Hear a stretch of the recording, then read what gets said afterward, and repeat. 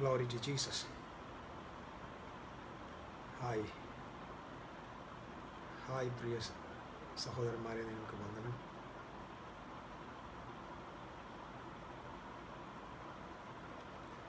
Very nice to meet you all again.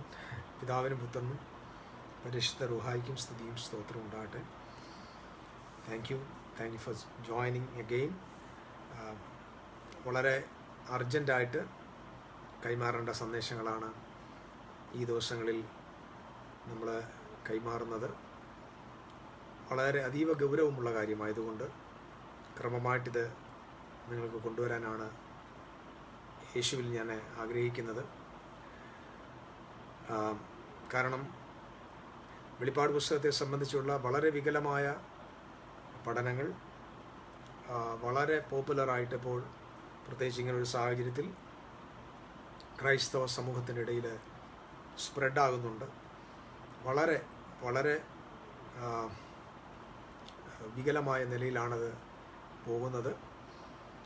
So അതിൻ്റെ നടുവിൽ നമ്മൾ ദൈവവചനത്തെ സത്യമായിട്ട് ഗ്രഹിക്കുകയാണ്. ഞാൻ പറഞ്ഞല്ലോ, ഒരു കാര്യം ആഡ് ചെയ്യാതെ, എൻ്റെ ഒരു എക്സാജറേഷൻ ഞാൻ പറയാതെ, അല്ലെങ്കിൽ ഏതെങ്കിലും ഒരു സമൂഹം വിശ്വസിക്കുന്നതിനെ സപ്പോർട്ട് ചെയ്ത് നിൽക്കാതെ, ഏതെങ്കിലും ഒരു വശത്ത് ചേർന്ന് നിൽക്കാതെ തിരുവെഴുത്തുകളെ സത്യസന്ധമായിട്ട് നിങ്ങളുടെ മുമ്പിൽ എത്തിക്കുകയാണ്.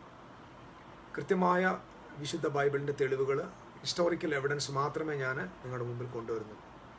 അതുകൊണ്ട് പ്രത്യേകിച്ച് എനിക്ക് I don't have any agenda, പ്രത്യേകിച്ച് അജണ്ടയൊന്നും ഇല്ലാത്തതുകൊണ്ട് സത്യം സംസാരിക്കാനായിട്ട് പറ്റുമല്ലോ. ഇന്നലെ വരെയുള്ള നമ്മുടെ ക്ലാസ്സുകൾ വളരെ നല്ല റെസ്പോൺസാണ് പലയിടങ്ങളിൽ നിന്ന് ലഭിക്കുന്നത്. വീണ്ടും നമുക്കൊരു പ്രചോദനമായിട്ട് ഇത് മാറുന്നു. കർത്താവിന് മഹത്വം. വെളിപ്പാട് പുസ്തകം 13-ാം അധ്യായത്തിൽ നമ്മൾ കാണുന്ന മൃഗം, the beast of book of revelation എന്താണെന്ന് നമ്മൾ പഠിക്കുകയാണ്. ഞാൻ മുമ്പേ അത് ഓർമ്മിപ്പിക്കുകയുണ്ടായി. കുറച്ച് ബാക്ക്ഗ്രൗണ്ട് അതിന് നമ്മൾ അത്യാവശ്യമാണ്. കാരണം പൊതുവായിട്ട് നമ്മൾ പറയുന്ന ചിന്തിക്കുന്ന നിലയിലല്ല ആ പഠനം നമ്മൾ പോകുന്നത്.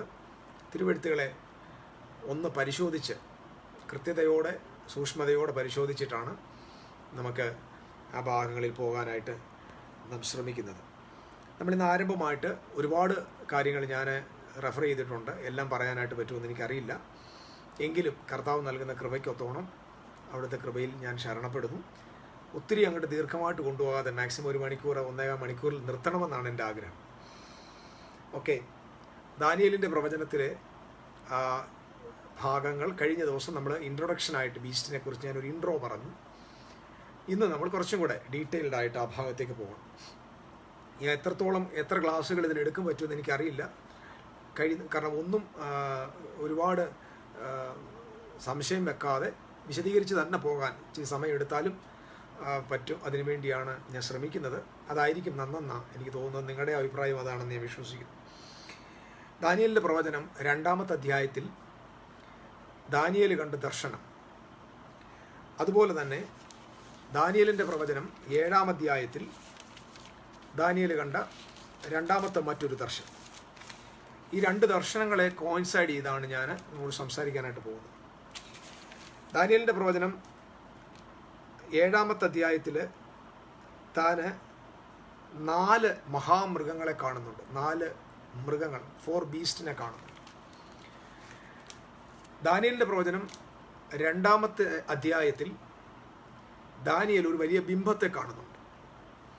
അപ്പം 2-ാം അധ്യായത്തിലെ ബിംബവും 7-ാമത്തെ അധ്യായത്തിലെ 4 മൃഗങ്ങളും തമ്മിലുള്ള ഒരു പരസ്പര എന്തു പറയുന്നത് ചേർത്ത് വെച്ചുള്ളൊരു പഠനമാണ്. അപ്പം നമ്മൾ ആദ്യം 2-ാം അധ്യായത്തിൽ ചില വാക്യങ്ങളിലേക്ക് തന്നെ പോകണം. വളരെ പരിചയമുള്ളത് കൊണ്ട് ഒത്തിരി വിശദീകരണത്തിലേക്ക് ഞാൻ മുതിരുന്നുമില്ല. ദാനിയേലിന്റെ പ്രവചനം 2-ാം അധ്യായത്തിന് 31-ാമത്തെ വാക്യം മുതൽ 45 വരെയുള്ള വാക്യങ്ങളാണ്. എല്ലാം കൂടെ നമ്മൾ വായിക്കുന്നുമില്ല, ജസ്റ്റ് ഒന്ന് തൊട്ടുപോകാം. രാജാവ് കണ്ട ദർശനമോ, വലിയൊരു ബിംബം, വലുപ്പമേറിയതും വിശേഷ ശോഭയുള്ളതുമായ ബിംബം തിരുമുമ്പിൽ നിന്നു. അതിൻ്റെ രൂപം ഭയങ്കരമായിരുന്നു. ബിംബത്തിൻ്റെ തല തങ്കം കൊണ്ടും നെഞ്ച് കൈയും വെള്ളി കൊണ്ടും വയറും അരയും താമ്രം കൊണ്ടും തുട ഇരുമ്പ് കൊണ്ടും കാൽ പാതി ഇരുമ്പ് കൊണ്ടും പാതി കളിമൺ കൊണ്ടുമായിരുന്നു. ഇവിടെ നമ്മൾ 4 പ്രധാന കാര്യങ്ങളാണ് കാണുന്നത്, 4 എണ്ണമാണ് കാണുന്നത്. ഒത്തിരി ആളുകൾ ഇതിനെ 5 ആക്കാറുണ്ട്. പക്ഷേ ഇത് 5 സാമ്രാജ്യങ്ങളല്ല, 4 സാമ്രാജ്യങ്ങളാണ്. ഒന്ന്, തല സ്വർണം. രണ്ടാമത്തെ ഭാഗം അതിൻ്റെ കൈയും നെഞ്ചും വെള്ളി കൊണ്ടുള്ളത്. വയറും അരയും, അരക്കെട്ടും വയറും അരയും എന്ന് പറയുമ്പോൾ ഈ മുട്ടിന് മേലുള്ള ഭാഗം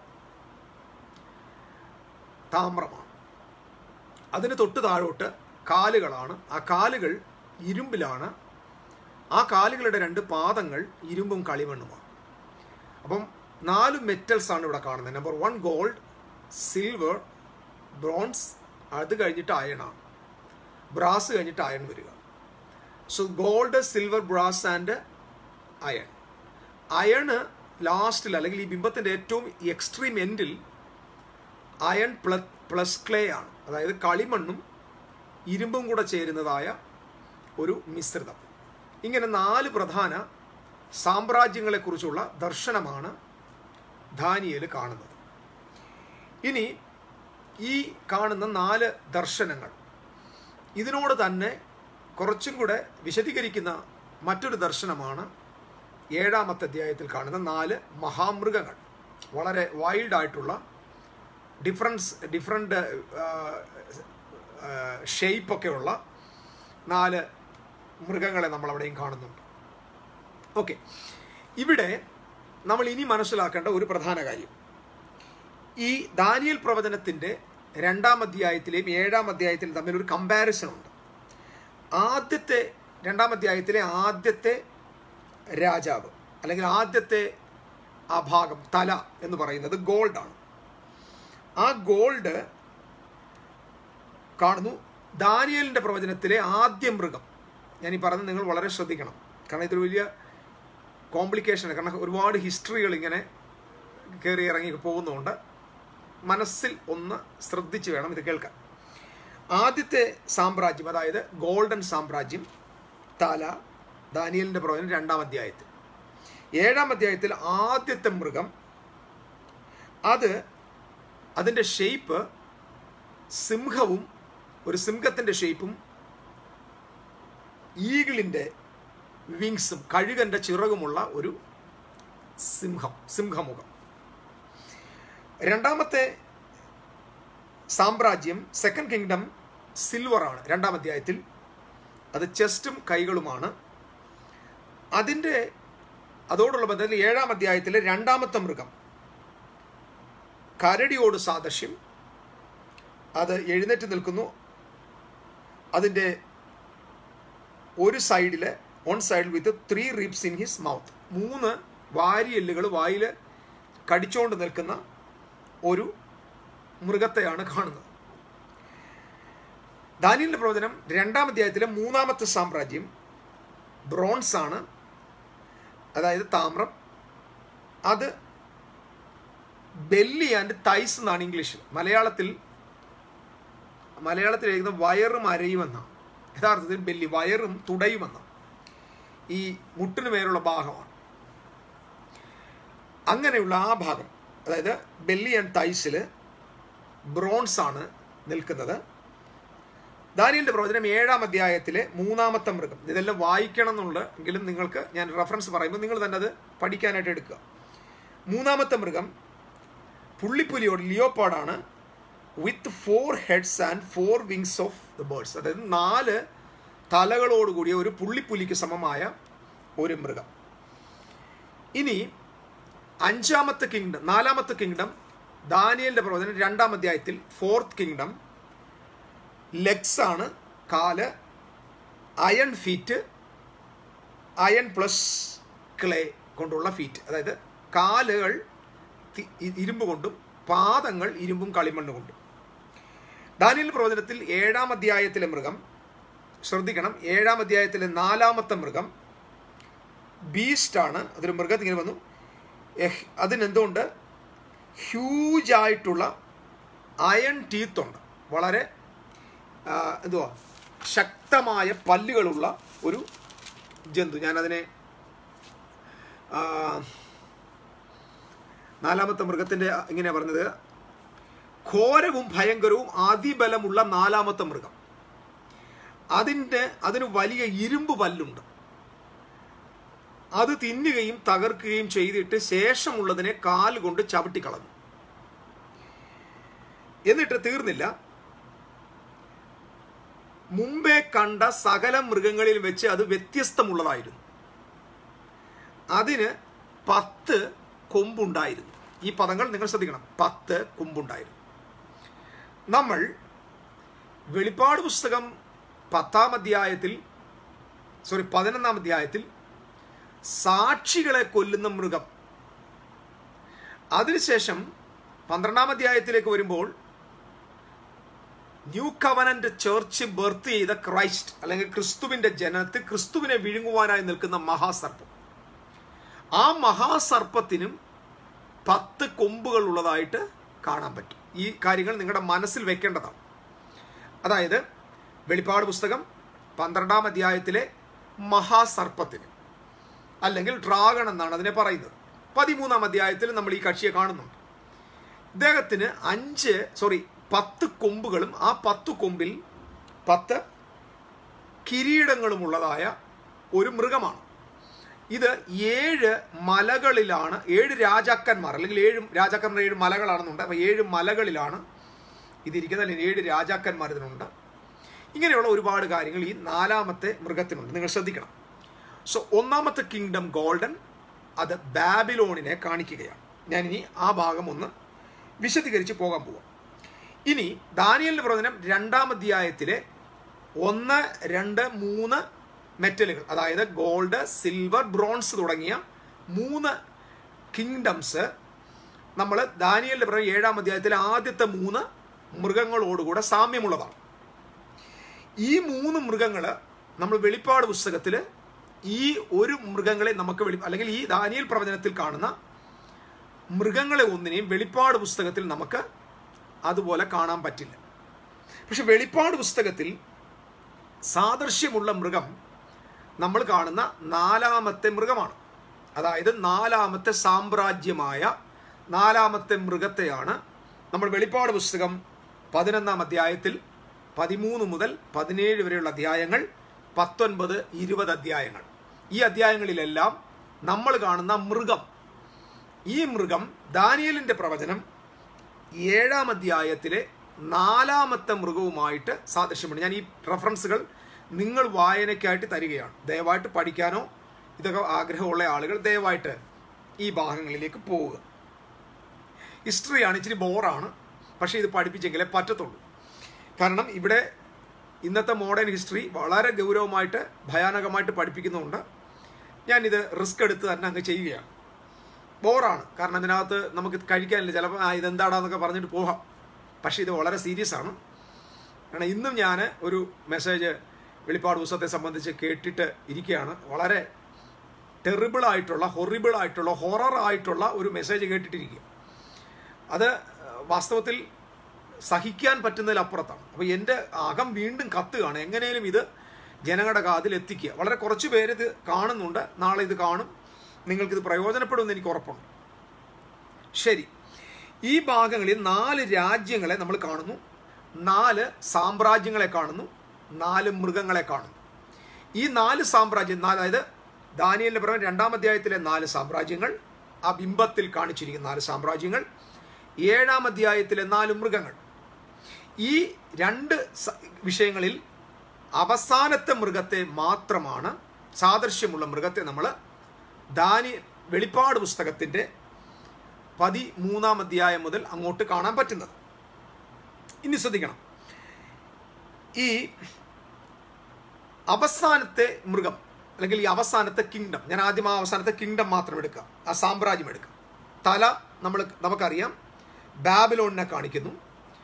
നെഞ്ച് ഭാഗം മേത്യ പേർഷ്യയെ കാണിക്കുന്നു. അരക്കെട്ടും തൈയും തുടയും അരക്കെട്ടും ഗ്രീക്ക് സാമ്രാജ്യത്തെ കാണിക്കുന്നു. ഇതിന് താഴോട്ടുള്ള സാമ്രാജ്യം റോമാണെന്നാണ് എല്ലാവരും വിശദീകരിക്കുന്നതും പഠിപ്പിക്കുന്നത്. എസ്പെഷ്യലി മലയാള സമൂഹത്തിൽ എല്ലാവരും റോമാണ് എന്നത് പഠിപ്പിക്കുന്നു. അതുകൊണ്ട് എല്ലാ പ്രവചനങ്ങളും റോമുമായിട്ട് താരതമ്യം ചെയ്യാം.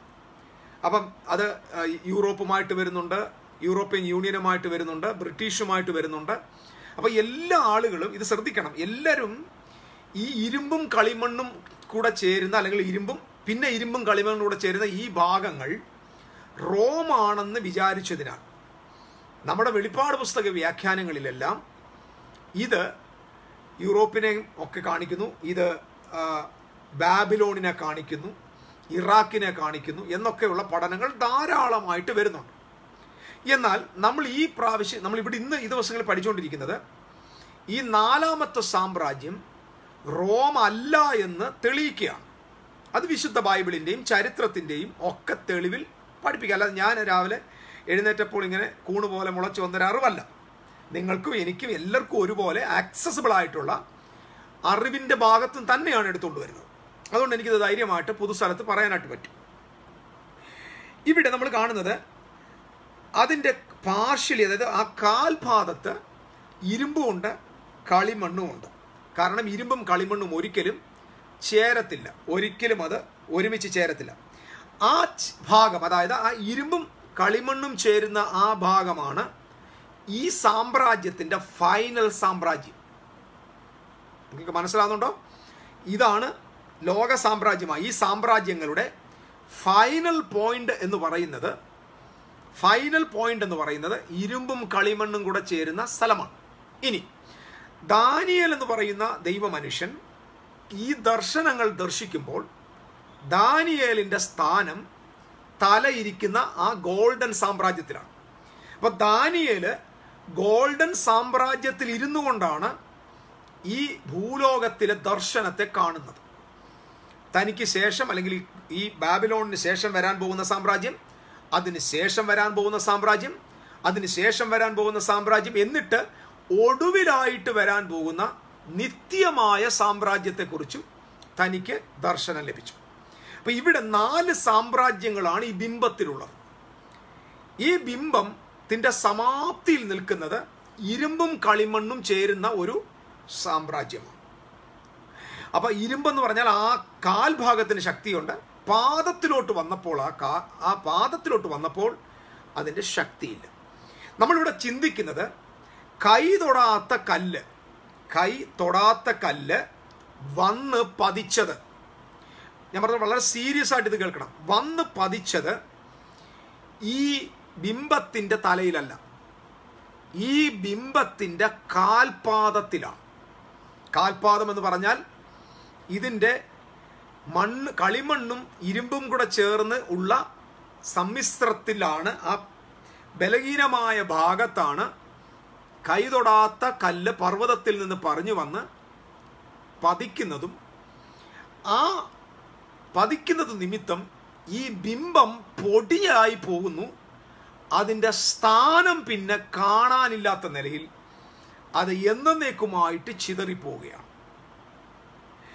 ഇനി നിങ്ങൾ ശ്രദ്ധിക്കണം, gold, silver, bronze, iron and clay, ഇങ്ങനെയുള്ള 4 സാമ്രാജ്യങ്ങൾ. ഈ 4 സാമ്രാജ്യത്തിൻ്റെ ഒടുവിലാണ് 5ാമത്തെ സാമ്രാജ്യം വരേണ്ടത്. ആ 5ാമത്തെ സാമ്രാജ്യം അന്തിക്രിസ്തുവിൻ്റെ സാമ്രാജ്യം അല്ല. 5ാമത്തെ സാമ്രാജ്യം നമ്മുടെ കർത്താവായ യേശുക്രിസ്തുവിൻ്റെ സാമ്രാജ്യമാണ്. അതായത് 4ാമത്തെ സാമ്രാജ്യത്തിൻ്റെ എൻഡിലാണ് ഈ കല്ല് വന്ന് വീഴുന്നത്. എന്നിട്ട് ആ കല്ല് ഒരു മഹാപർവ്വതമായിട്ട് വളർന്നു വരികയാണ്. ആ മഹാപർവ്വതമായി വളർന്നു വരുന്ന ആ പർവ്വതത്തെ, ആ കല്ലിനെ പറയുന്നത് ദൈവപുത്രൻ്റെ നിത്യമായ രാജ്യമെന്നാണ്. ആ രാജ്യത്തിന് അവസാനം ഉണ്ടാകത്തില്ല. അപ്പം അവസാനമില്ലാത്ത നിത്യമായ യേശുക്രിസ്തുവിൻ്റെ ആധിപത്യമുള്ള ആ രാജ്യം, ആ സാമ്രാജ്യം വന്ന് പതിക്കുന്നത് ഈ കാൽപാദത്തിലാണ്. അപ്പം നമ്മുടെ ശ്രദ്ധകൾ മുഴുവൻ ഈ ഭാഗത്തിരിക്കും. ഞാൻ ഇച്ചിരി വലിച്ചു നീട്ടുകയല്ല, പക്ഷെ അറിയാൻ വേണ്ടി ഞാൻ ശ്രമിക്കുകയാണ്. ഞാനൊരു ടീച്ചറിൻ്റെ പൊസിഷനിൽ നിന്നുകൊണ്ട് സംസാരിക്കാൻ പോകും. ഇവിടെ ഇത് നമ്മൾ പ്രോഗ്രഷൻ കാണുന്നുണ്ട്. ഗോൾഡിൽ നിന്ന് നേരെ അതിന് വാല്യൂ കുറയുന്നതായിട്ട് കാണാൻ പറ്റും.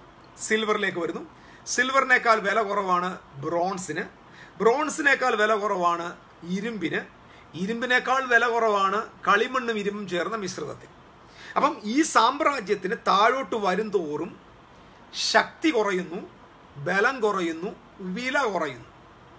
എന്നിട്ട് കാൽപാദത്തിൽ വന്നു പതിച്ച ആ കല്ല് ദൈവരാജ്യമാണ്. ആ രാജ്യം ഈ കാണുന്ന സകല സാമ്രാജ്യത്തെക്കാൾ വില മതിക്കാനാകാത്ത സാമ്രാജ്യമാണ്. അപ്പൊ ദാനിയേലിന്റെ 2-ാം അധ്യായത്തിലെ ചിത്രമായത്. ഇനി നമുക്ക് മനസ്സിലാകാം, ഈ 4-ാമത്തെ സാമ്രാജ്യത്തെക്കുറിച്ച് പറയുന്നത് ഇങ്ങനെയാണ്. ഇത് നേരത്തെ വന്നിട്ടുള്ള എല്ലാറ്റിനേക്കാളും ശക്തിയുള്ളതാണ്. ദ 4th കിങ്ഡം എന്ന് പറയുന്നത് ഈ സ്ട്രോങ്. കാരണം അവിടെ എഴുതി വെച്ചേക്കുന്ന 4-ാമത്തെ മൃഗത്തെക്കുറിച്ച് ഇങ്ങനെയാണ്: ഘോരവും ഭയങ്കരവും അതിബലമുള്ളതാണ്. ഗോൾഡിനേക്കാളും സിൽവറിനേക്കാളും ബ്രോൺസിനേക്കാളും പവർഫുൾ ആണ് അയൺ. അതുകൊണ്ടാണ് പറയുന്നത് 4-ാമത്തെ മൃഗത്തിന് ഇരുമ്പിൻ്റെ പല്ലുണ്ട്. അപ്പോൾ ആ ഭാഗം ഇരുമ്പാണ്. 4-ാമത്തെ മൃഗവും ഇരുമ്പ് പല്ലുള്ളതാണ്. 4-ാമത്തെ ആ ബിംബത്തിൻ്റെ ഭാഗവും ഇരുമ്പാണ്. ഇതിന് വലിയ ശക്തിയും കരുത്തുമുണ്ട്. നമുക്കിനി നമ്മൾ പഠിക്കാൻ പോകുന്നത്, നിങ്ങൾക്ക് എല്ലാവർക്കും ഇത് അറിയാമായിരിക്കും, അറിയാവുന്നവർ ഒന്നും കൂടെ കേൾക്കുക പ്ലീസ്. 1-ാമത്തെ രാജ്യത്തിൽ, അതായത് 1-ാമത്തെ സാമ്രാജ്യത്തിൽ നിന്ന് 2-ാമത്തെ സാമ്രാജ്യത്തിലോട്ടുള്ള ഒരു ട്രാൻസിഷൻ ഉണ്ട്. ആ ട്രാൻസിഷൻ എങ്ങനെയാണെന്ന് നമ്മൾ നോക്കുകയാണ്. നമുക്കറിയാം, ദാനിയേൽ ഈ ബിംബത്തെ ഇന്റർപ്രറ്റ് ചെയ്യുന്നുണ്ട്. നെബുക്കദ്നേസറിനെ നോക്കിയിട്ട് പറയുകയാണ്, sir, you are the head of that image. നിങ്ങളാണ് ആ ബിംബത്തിന്റെ തല. ദാനിയേലിന്റെ പ്രവചനം 2-ാം അധ്യായത്തിന്റെ 38-ാമത്തെ വാക്യത്തിൽ നമ്മൾ പറയുന്നുണ്ട്, മനുഷ്യർ പാർക്കുന്നിടത്തൊക്കെയും അവരെയും കാട്ടുമൃഗങ്ങളെയും തിരുമനസ്സിലെ അധിപതിയാക്കിയിരിക്കുന്നു, പൊന്നുകൊണ്ടുള്ള തല തിരുമനസ് തന്നെ. അപ്പം ആരാ? നെബുക്കദ്നേസറിനെയാണ് അവിടെ സ്വർണ്ണ തലയായിട്ട് പറഞ്ഞിരിക്കുന്നത്. ഇനി നമ്മൾ ആഫ്റ്റർ നെബുക്കദ്നേസറിന് ശേഷം നമുക്ക് ചരിത്രം പഠിച്ചാൽ അറിയാം, 4-ലധികം രാജാക്കന്മാർ നെബുക്കദ്നേസറിന് ശേഷം ബാബിലോണിൽ ഭരിക്കുകയുണ്ടായി. അതായത് നെബുക്കദ്നേസർ സെക്കൻഡ് 605 മുതൽ, ഞാനിത് പറഞ്ഞ ഹിസ്റ്റോറിക്കലി നിങ്ങൾക്ക് പ്രയോജനം ഉണ്ടെങ്കിൽ നോട്ട് ചെയ്യാം, 605 മുതൽ 562 BC വരെ ഈ ബാബിലോൺ ഭരിച്ചിരുന്നത് നെബുക്കദ്നേസറാണ്. അദ്ദേഹത്തിൻ്റെ 18-ാമത്തെ വാഴ്ചയുടെ 18-ാമത്തെ ആണ്ടിൽ BC 586 ആണ് യെരുശലേമിനെ അറ്റാക്ക് ചെയ്തത്. അപ്പോൾ യെരുശലേമിനെ അറ്റാക്ക് ചെയ്ത ബാബിലോൺ രാജാവാണ് നെബുക്കദ്നേസർ.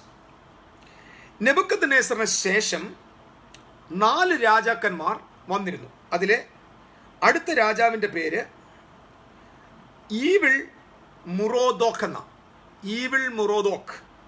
അദ്ദേഹം BC 562 മുതൽ 560 വരെ, അതായത് തിരിഞ്ഞാണേ 662 മുതൽ ഏകദേശം 2 വർഷങ്ങൾ താൻ ഭരിച്ചു. അദ്ദേഹത്തിൻ്റെ ഭരണശേഷം നെറിക് ലിസർ എന്ന് പറയുന്ന മറ്റൊരു രാജാവ് ബാബിലോണിനെ ഭരിച്ചു. അദ്ദേഹം 560 മുതൽ 556 BC വരെ ഭരിച്ചു, ഏകദേശം ഒരു 4 വർഷം. അദ്ദേഹത്തിൻ്റെ മരണശേഷം ലബാഷി മർദൂക്ക് എന്ന് പറയുന്ന ഒരു രാജാവ് 1 വർഷം ഭരിച്ചു. അത് 556 BC-യിലാണ്. ഈ ആളിന് ശേഷം ബാബിലോണിനെ ഭരിച്ചത് നബോനിഡസ് എന്ന് പറയുന്ന, ഇവരുടെയൊക്കെ പേര് വായിക്കാൻ പാടാം, നബോനിഡസ് എന്ന് പറയുന്ന ഒരു രാജാവ് BC 556 മുതൽ BC 539 വരെ ഭരിച്ചു. നമുക്ക് യഹൂദ ചരിത്രത്തിൽ ബാബിലോണിൻ്റെ അവസാനം കാണുന്നത് BC 539 അതായത് യെരുശലേമിൻ്റെ ചരിത്രത്തിൽ ബാബിലോൺ സാമ്രാജ്യത്തിൻ്റെ അന്ത്യം BC 539 സംഭവിക്കുന്നത്.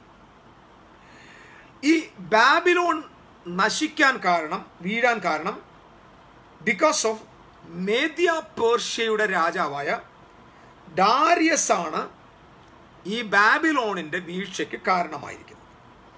അദ്ദേഹത്തെ നമുക്കതുകൊണ്ടാണ് പറയുന്നത് ഈ ആദ്യത്തെ തല ഗോൾഡാണ്, അത് ബാബിലോണാണ്.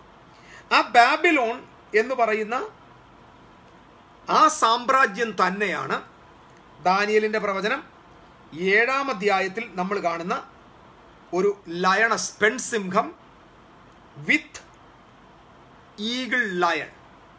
അതായത് സ്വർണം സാമ്രാജ്യമാണ്.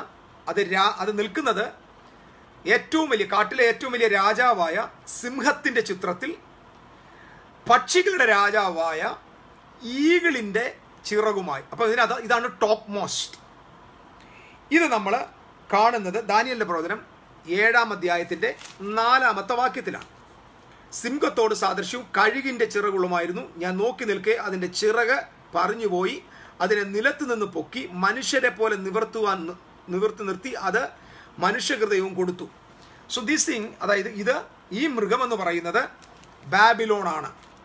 ഞാനത് കൂടുതൽ വിശദീകരിക്കുന്നില്ല. നിങ്ങൾ കാരണം ആവശ്യമില്ലാത്ത ഭാഗങ്ങളോട് ഞാൻ ലിങ്കിൽ പോയാൽ അങ്ങനെ പോകാൻ പറ്റും നമുക്ക്. പക്ഷേ പോയാൽ നമ്മുടെ ലക്ഷ്യത്തിലേക്ക് നമുക്ക് എത്താൻ കുറേ താമസം എടുക്കും. ഞാനീ പറഞ്ഞല്ലോ, ഈ പേരുകൾ നിങ്ങൾ മനസ്സിൽ വെക്കുക. ഇപ്പം നെബൂഖദ്നേസറിൻ്റെ സാമ്രാജ്യത്തിൽ നിന്ന് തൊട്ടടുത്ത ഇത് നിങ്ങൾ വളരെ ശ്രദ്ധിക്കണം. കാരണം ഇവിടുത്തെ തിയോളജിക്കൽ പ്രശ്നമാണ് ഞാൻ ഇതിനകത്ത് സൂചിപ്പിക്കാൻ തോന്നുന്നത്. കാരണം നമ്മൾ ഈ തലമുറയിൽ ഏറ്റവും കൂടുതൽ അഭിമുഖീകരിക്കുന്നൊരു പ്രശ്നം ഗ്യാപ്പ് തിയറിയാണ്. അത് വേദപണ്ഡിതന്മാരായിട്ടുള്ള ആളുകൾ എൻ്റെ കേൾവിക്കാരിലുണ്ടെങ്കിൽ അറിയാം ഗ്യാപ്പ് തിയറി. അതിന് നമ്മൾ മത്തായിയുടെ ഉൽപ്പത്തി മുതൽ തുടങ്ങിയ ഗ്യാപ്പാണ്. ഉൽപ്പത്തി 1-ാം അധ്യായത്തിന് 1-ാം വാക്യത്തിനും 2-ാം വാക്യത്തിനോടൊരു ഗ്യാപ്പുണ്ട്. കാരണം നമുക്ക് മനസ്സിലാകാത്ത കാര്യങ്ങളെല്ലാം നമ്മളൊരു ഗ്യാപ്പിൽ കൊണ്ടങ്ങിടുക. അപ്പം ഈ വിശുദ്ധ ജനത്തിനും അവൻ്റെ നഗരത്തിനും വേണ്ടി 70 ആഴ്ചവട്ടക്കാലം വെച്ചിരിക്കുന്നതാണ്. 70-ാമത്തെ ആഴ്ചവട്ടത്തിൻ്റെ നടുവിലാണ് അഭിഷക്തൻ ഛേദിക്കപ്പെടുന്നത്. എന്ന് പറഞ്ഞാൽ 70-ാമത്തെ ആഴ്ചവട്ടത്തിൻ്റെ പകുതി ഭാഗത്ത് യേശു ക്രിസ്തു ഛേദിക്കപ്പെടുക. എന്നിട്ടും ആളുകൾ ഇന്നും വിചാരിച്ചിരിക്കുന്നത് 69 ആഴ്ചവട്ടമേ കഴിഞ്ഞിട്ടുള്ളൂ. 69-ാമത്തെ ആഴ്ചവട്ടത്തിനും 70-ാമത്തെ ആഴ്ചവട്ടത്തിനും ഇടയിൽ ഒരു വലിയ ഗ്യാപ്പുണ്ട്. അത് കൃപായുഗമാണ്, അത് സഭായുഗമാണെന്ന് പറഞ്ഞ് ഒരുമാതിരി ഒരു തിയോളജി, ഒരുമാതിരി ഗ്യാപ്പ് തിയോളജി പഠിപ്പിക്കുന്നുണ്ട്. അങ്ങനെ 69-നും 70-നും ഇടയ്ക്ക് എന്ത് ഗ്യാപ്പാന്ന് മലയാളം അറിയാവുന്ന, കണക്കറിയാവുന്ന ആരും ഇന്ന് വരെ കണ്ടുപിടിച്ചിട്ടില്ല. അത് വല്ല മൈക്രോസ്കോപ്പിൽ കൂടെ നോക്കേണ്ടി വരും. കാരണം ഇത് നമ്മുടെ തിയറികളെ പ്രൂവ് ചെയ്യാനുള്ള നമ്മുടെ വികലമായ മാൻ മെയ്ഡ് തിയോളജിയാണ്. വിശുദ്ധ ബൈബിളുമായിട്ട് അതിന് ബന്ധമില്ല, ഒരു ഗ്യാപ്പുമില്ല. അതുപോലെ തന്നെ ഈ ബിംബത്തിൻ്റെ വിഷയത്തിലും ഗ്യാപ്പുണ്ട്. ഒരുപാട് ഗ്യാപ്പ് വെച്ചിട്ടാണുള്ള പഠനങ്ങൾ പോകുന്നത്. അതുകൊണ്ട് ഇങ്ങനെയുള്ളൊരു ഗ്യാപ്പ് തിയറി ക്രൈസ്തവ ലോകത്ത് പ്രബലമായതുകൊണ്ട് ഒരുപാട് ദുരുപദേശങ്ങൾ. ഇപ്പോൾ ഇത് ഞാൻ പറയുമ്പോൾ എന്നെ ദുരുപദേശം എന്ന് വിളിക്കും. വാസ്തവത്തിൽ ഈ പറയുന്ന ആളുകൾ അവരുടെ തിയറി എന്താണെന്നൊന്ന് പരിശോധിച്ചാൽ ഭയങ്കര രസകരമാണ്. അവൻ നമുക്കൊരാളെ അറിയത്തില്ലെങ്കിൽ കുറ്റം പറയാൻ എളുപ്പമാണ്. അതങ്ങനെയാണോ എന്ന് ശോധന ചെയ്യുന്നതാണ് ബുദ്ധിമാന്മാരുടെ രഹസ്യം. ഓക്കെ, ഇനി നമ്മൾ മനസ്സിലാക്കണം ഗ്യാപ്പ് തിയറി ഉള്ളത് കൊണ്ടാണ് ഞാനിത് കൂടുതൽ വിശദീകരിക്കുന്നത്. ആദ്യത്തെ രാജ്യമായ ഗോൾഡൻ രാജ്യമായ ബാബിലോൺ രാജ്യമായ നെബൂഖദ്നേസറിന്റെ രാജ്യത്തിൽ നിന്ന് മേദ്യ പേർഷ്യയിലേക്ക് പോവുകയാണ്. പെട്ടെന്ന് അത് തിരിയുന്നത് ഒരു രാത്രി കൊണ്ടാണ്. നമ്മളത് കാണുന്നത് ദാനിയേലിന്റെ പ്രവചനം 5-ാം അധ്യായത്തിന്റെ 30-31 വാക്യം. ഒരു രാത്രിയിൽ ബേൽത്ശസ്സർ എന്ന് പറയുന്ന ആ മനുഷ്യൻ, അറിയാം നമുക്ക്, അദ്ദേഹം വീഞ്ഞു കുടിച്ചുകൊണ്ടിരിക്കുമ്പോൾ ആ വലിയ വിരുന്നുശാലയിൽ ദൈവത്തിന്റെ ന്യായവിധി വെളിപ്പെട്ടു. ആ രാത്രി തന്നെ ബെൽത്ശസ്സർ കൊല്ലപ്പെട്ടു. ബാബിലോണിനെ മേദ്യ പേർഷ്യ ഡാരിയസ് എന്ന് പറയുന്ന, ദാര്യാവേഷ് എന്ന് പറയുന്ന രാജാവ് അറ്റാക്ക് ചെയ്ത് മേദ്യ പേർഷ്യ സാമ്രാജ്യം ബാബിലോണിനെ വിഴുങ്ങി. ഇത് നിങ്ങൾ മനസ്സിലാക്കണം. ഇതിനിടെയുള്ള ഗ്യാപ്പ് എന്ന് പറയുന്നത് ഒരു രാത്രി പോലുമില്ല. ജസ്റ്റ് ഒന്നിന് പകരം, അതായത് തലയ്ക്കും ഈ നെഞ്ചിനും തമ്മിൽ ഗ്യാപ്പില്ല. ഗ്യാപ്പ് ഉണ്ടെങ്കിൽ അത് ഡെഡ് ബോഡിയാണ്, അത് ബിംബമല്ല. തല വെട്ടി മാറ്റിയെന്ന് ഇതൊരു ഗ്യാപ്പില്ല. അതായത് ഇതൊരു ഫ്ലോ ആണ്. തല കഴിഞ്ഞാൽ തൊട്ടടുത്ത് തന്നെ എന്ത് ആരംഭിക്കുക? മേദ്യ പേർഷ്യയുടെ വാഴ്ച ആരംഭിക്കുകയാണ്. അതായത് the very night Belshazzar, the king of Chaldea രാജാവായ ബെൽഷസ്സർ, അതായത് ബാബിലോൺ രാജാവ് ബെൽഷസ്സർ was slain, and the Darius the Media received the kingdom. Daniel chapter 5 verse 30 and 31. അടുത്തത് ചരിത്രം എങ്ങനെയാണ് പറയുന്നത്? ഇറ്റ്സ് ഹാപ്പൻഡ് BC 539 അത് സംഭവിച്ചു. അതായത് ശ്രദ്ധിക്കണം, BC 539 ബാബിലോൺ അവസാനിച്ചു. അതേ വർഷം BC 539 മേത്യ പേർഷ്യ സാമ്രാജ്യം ആരംഭിച്ചു. No gap. The transition was very clear. It was very നൈറ്റിൽ തന്നെ, ഒരേ മിനിറ്റിൽ, ഒരേ രാത്രി തന്നെ ആ ഡൊമൈൻ മാറുകയാണ്. ഇനി നമ്മൾ നോക്കുക, ഫ്രം ഗോൾഡ് ടു സിൽവറിലേക്ക് പോകാൻ no gap. From head to ചെസ്റ്റിലേക്ക് പോകാൻ no gap. From the first kingdom to the second കിങ്ഡത്തിലേക്ക് പോകാൻ നോ ഗ്യാപ്പ്. നിങ്ങൾക്ക് ഇത് വ്യക്തമായി എന്ന് ഞാൻ വിശ്വസിക്കുന്നു. ഇനി രണ്ടാമത്തെ സാമ്രാജ്യമാണ് മേത്യ പേർഷ്യ സാമ്രാജ്യം. ഈ വിഷയങ്ങൾ മേത്യ പേർഷ്യ, പേർഷ്യൻ സാമ്രാജ്യം. ഈ സാമ്രാജ്യത്തെക്കുറിച്ചാണ് നമ്മൾ ദാനിയേലിൻ്റെ പ്രവചനം 8-ാം അധ്യായത്തിൽ താൻ ഒരു ദർശനം കാണുന്നുണ്ട്. ആ ദർശനം ഇങ്ങനെയാണ്: താൻ ശൂഷൻ രാജധാനിയിലിരിക്കുമ്പോൾ ഒരു ദർശനം കണ്ടു. നദീതീരത്ത് നിൽക്കുന്ന ഒരു തലപൊക്കി നോക്കിയപ്പോൾ 2 കൊമ്പുള്ള ഒരു ആട്ടുകൊറ്റൻ നദീതീരത്ത് നിൽക്കുന്നത് കണ്ടു. ആ കൊമ്പുകൾ നീണ്ടവയായിരുന്നു, ഒന്ന് മറ്റേതിനേക്കാൾ നീണ്ടത്. സിമ്പിളാണ്. ഒരു ആട്ടുകൊറ്റൻ, 2 കൊമ്പ്. ആ ഒരു കൊമ്പ് താമസിച്ച് വന്നയാ, പക്ഷേ അത് മറ്റതിനേക്കാൾ നീളം കൂടുതലായിരുന്നു. ഇതൊക്കെ ഒരു പ്രൊഫറ്റിക്കലായിട്ടുള്ള അലിഗോറിക്കൽ ചിന്തകളാണ്. അപ്പം ഇതാണ് മേത്യ പേർഷ്യ. 2 കൊമ്പുകളുള്ള സാമ്രാജ്യമാണ്. ആ സാമ്രാജ്യമാണ് മേത്യ പേർഷ്യ സാമ്രാജ്യം. അത് തുടങ്ങിയത് ഡാരിയസ് ആണ്. ഡാരിയസ്, അതായത് ദാര്യാവേശം എന്നൊക്കെ പറയും, അങ്ങനെയാണെന്ന് തോന്നുന്നു മലയാളത്തിൽ. ഡാരിയസ് ആരംഭിച്ചു. മേത്യനായ ദാരിയസ് ആണ് ആരംഭിച്ചത്. അതാണ് ആദ്യം വന്നത്. പക്ഷേ രണ്ടാമത്തെ കൊമ്പ് ഒന്നാമത്തെ കൊമ്പിനേക്കാൾ വലുതായി. അതാണ് ഈ കോരസ് എന്ന് പറയുന്ന രാജാവായ പേർഷ്യൻ രാജാവ് ഈ സാമ്രാജ്യത്തിൽ പ്രബലനായി മാറുകയും മേത്യ പേർഷ്യയുടെ ഏറ്റവും പ്രധാനപ്പെട്ട ഭാഗം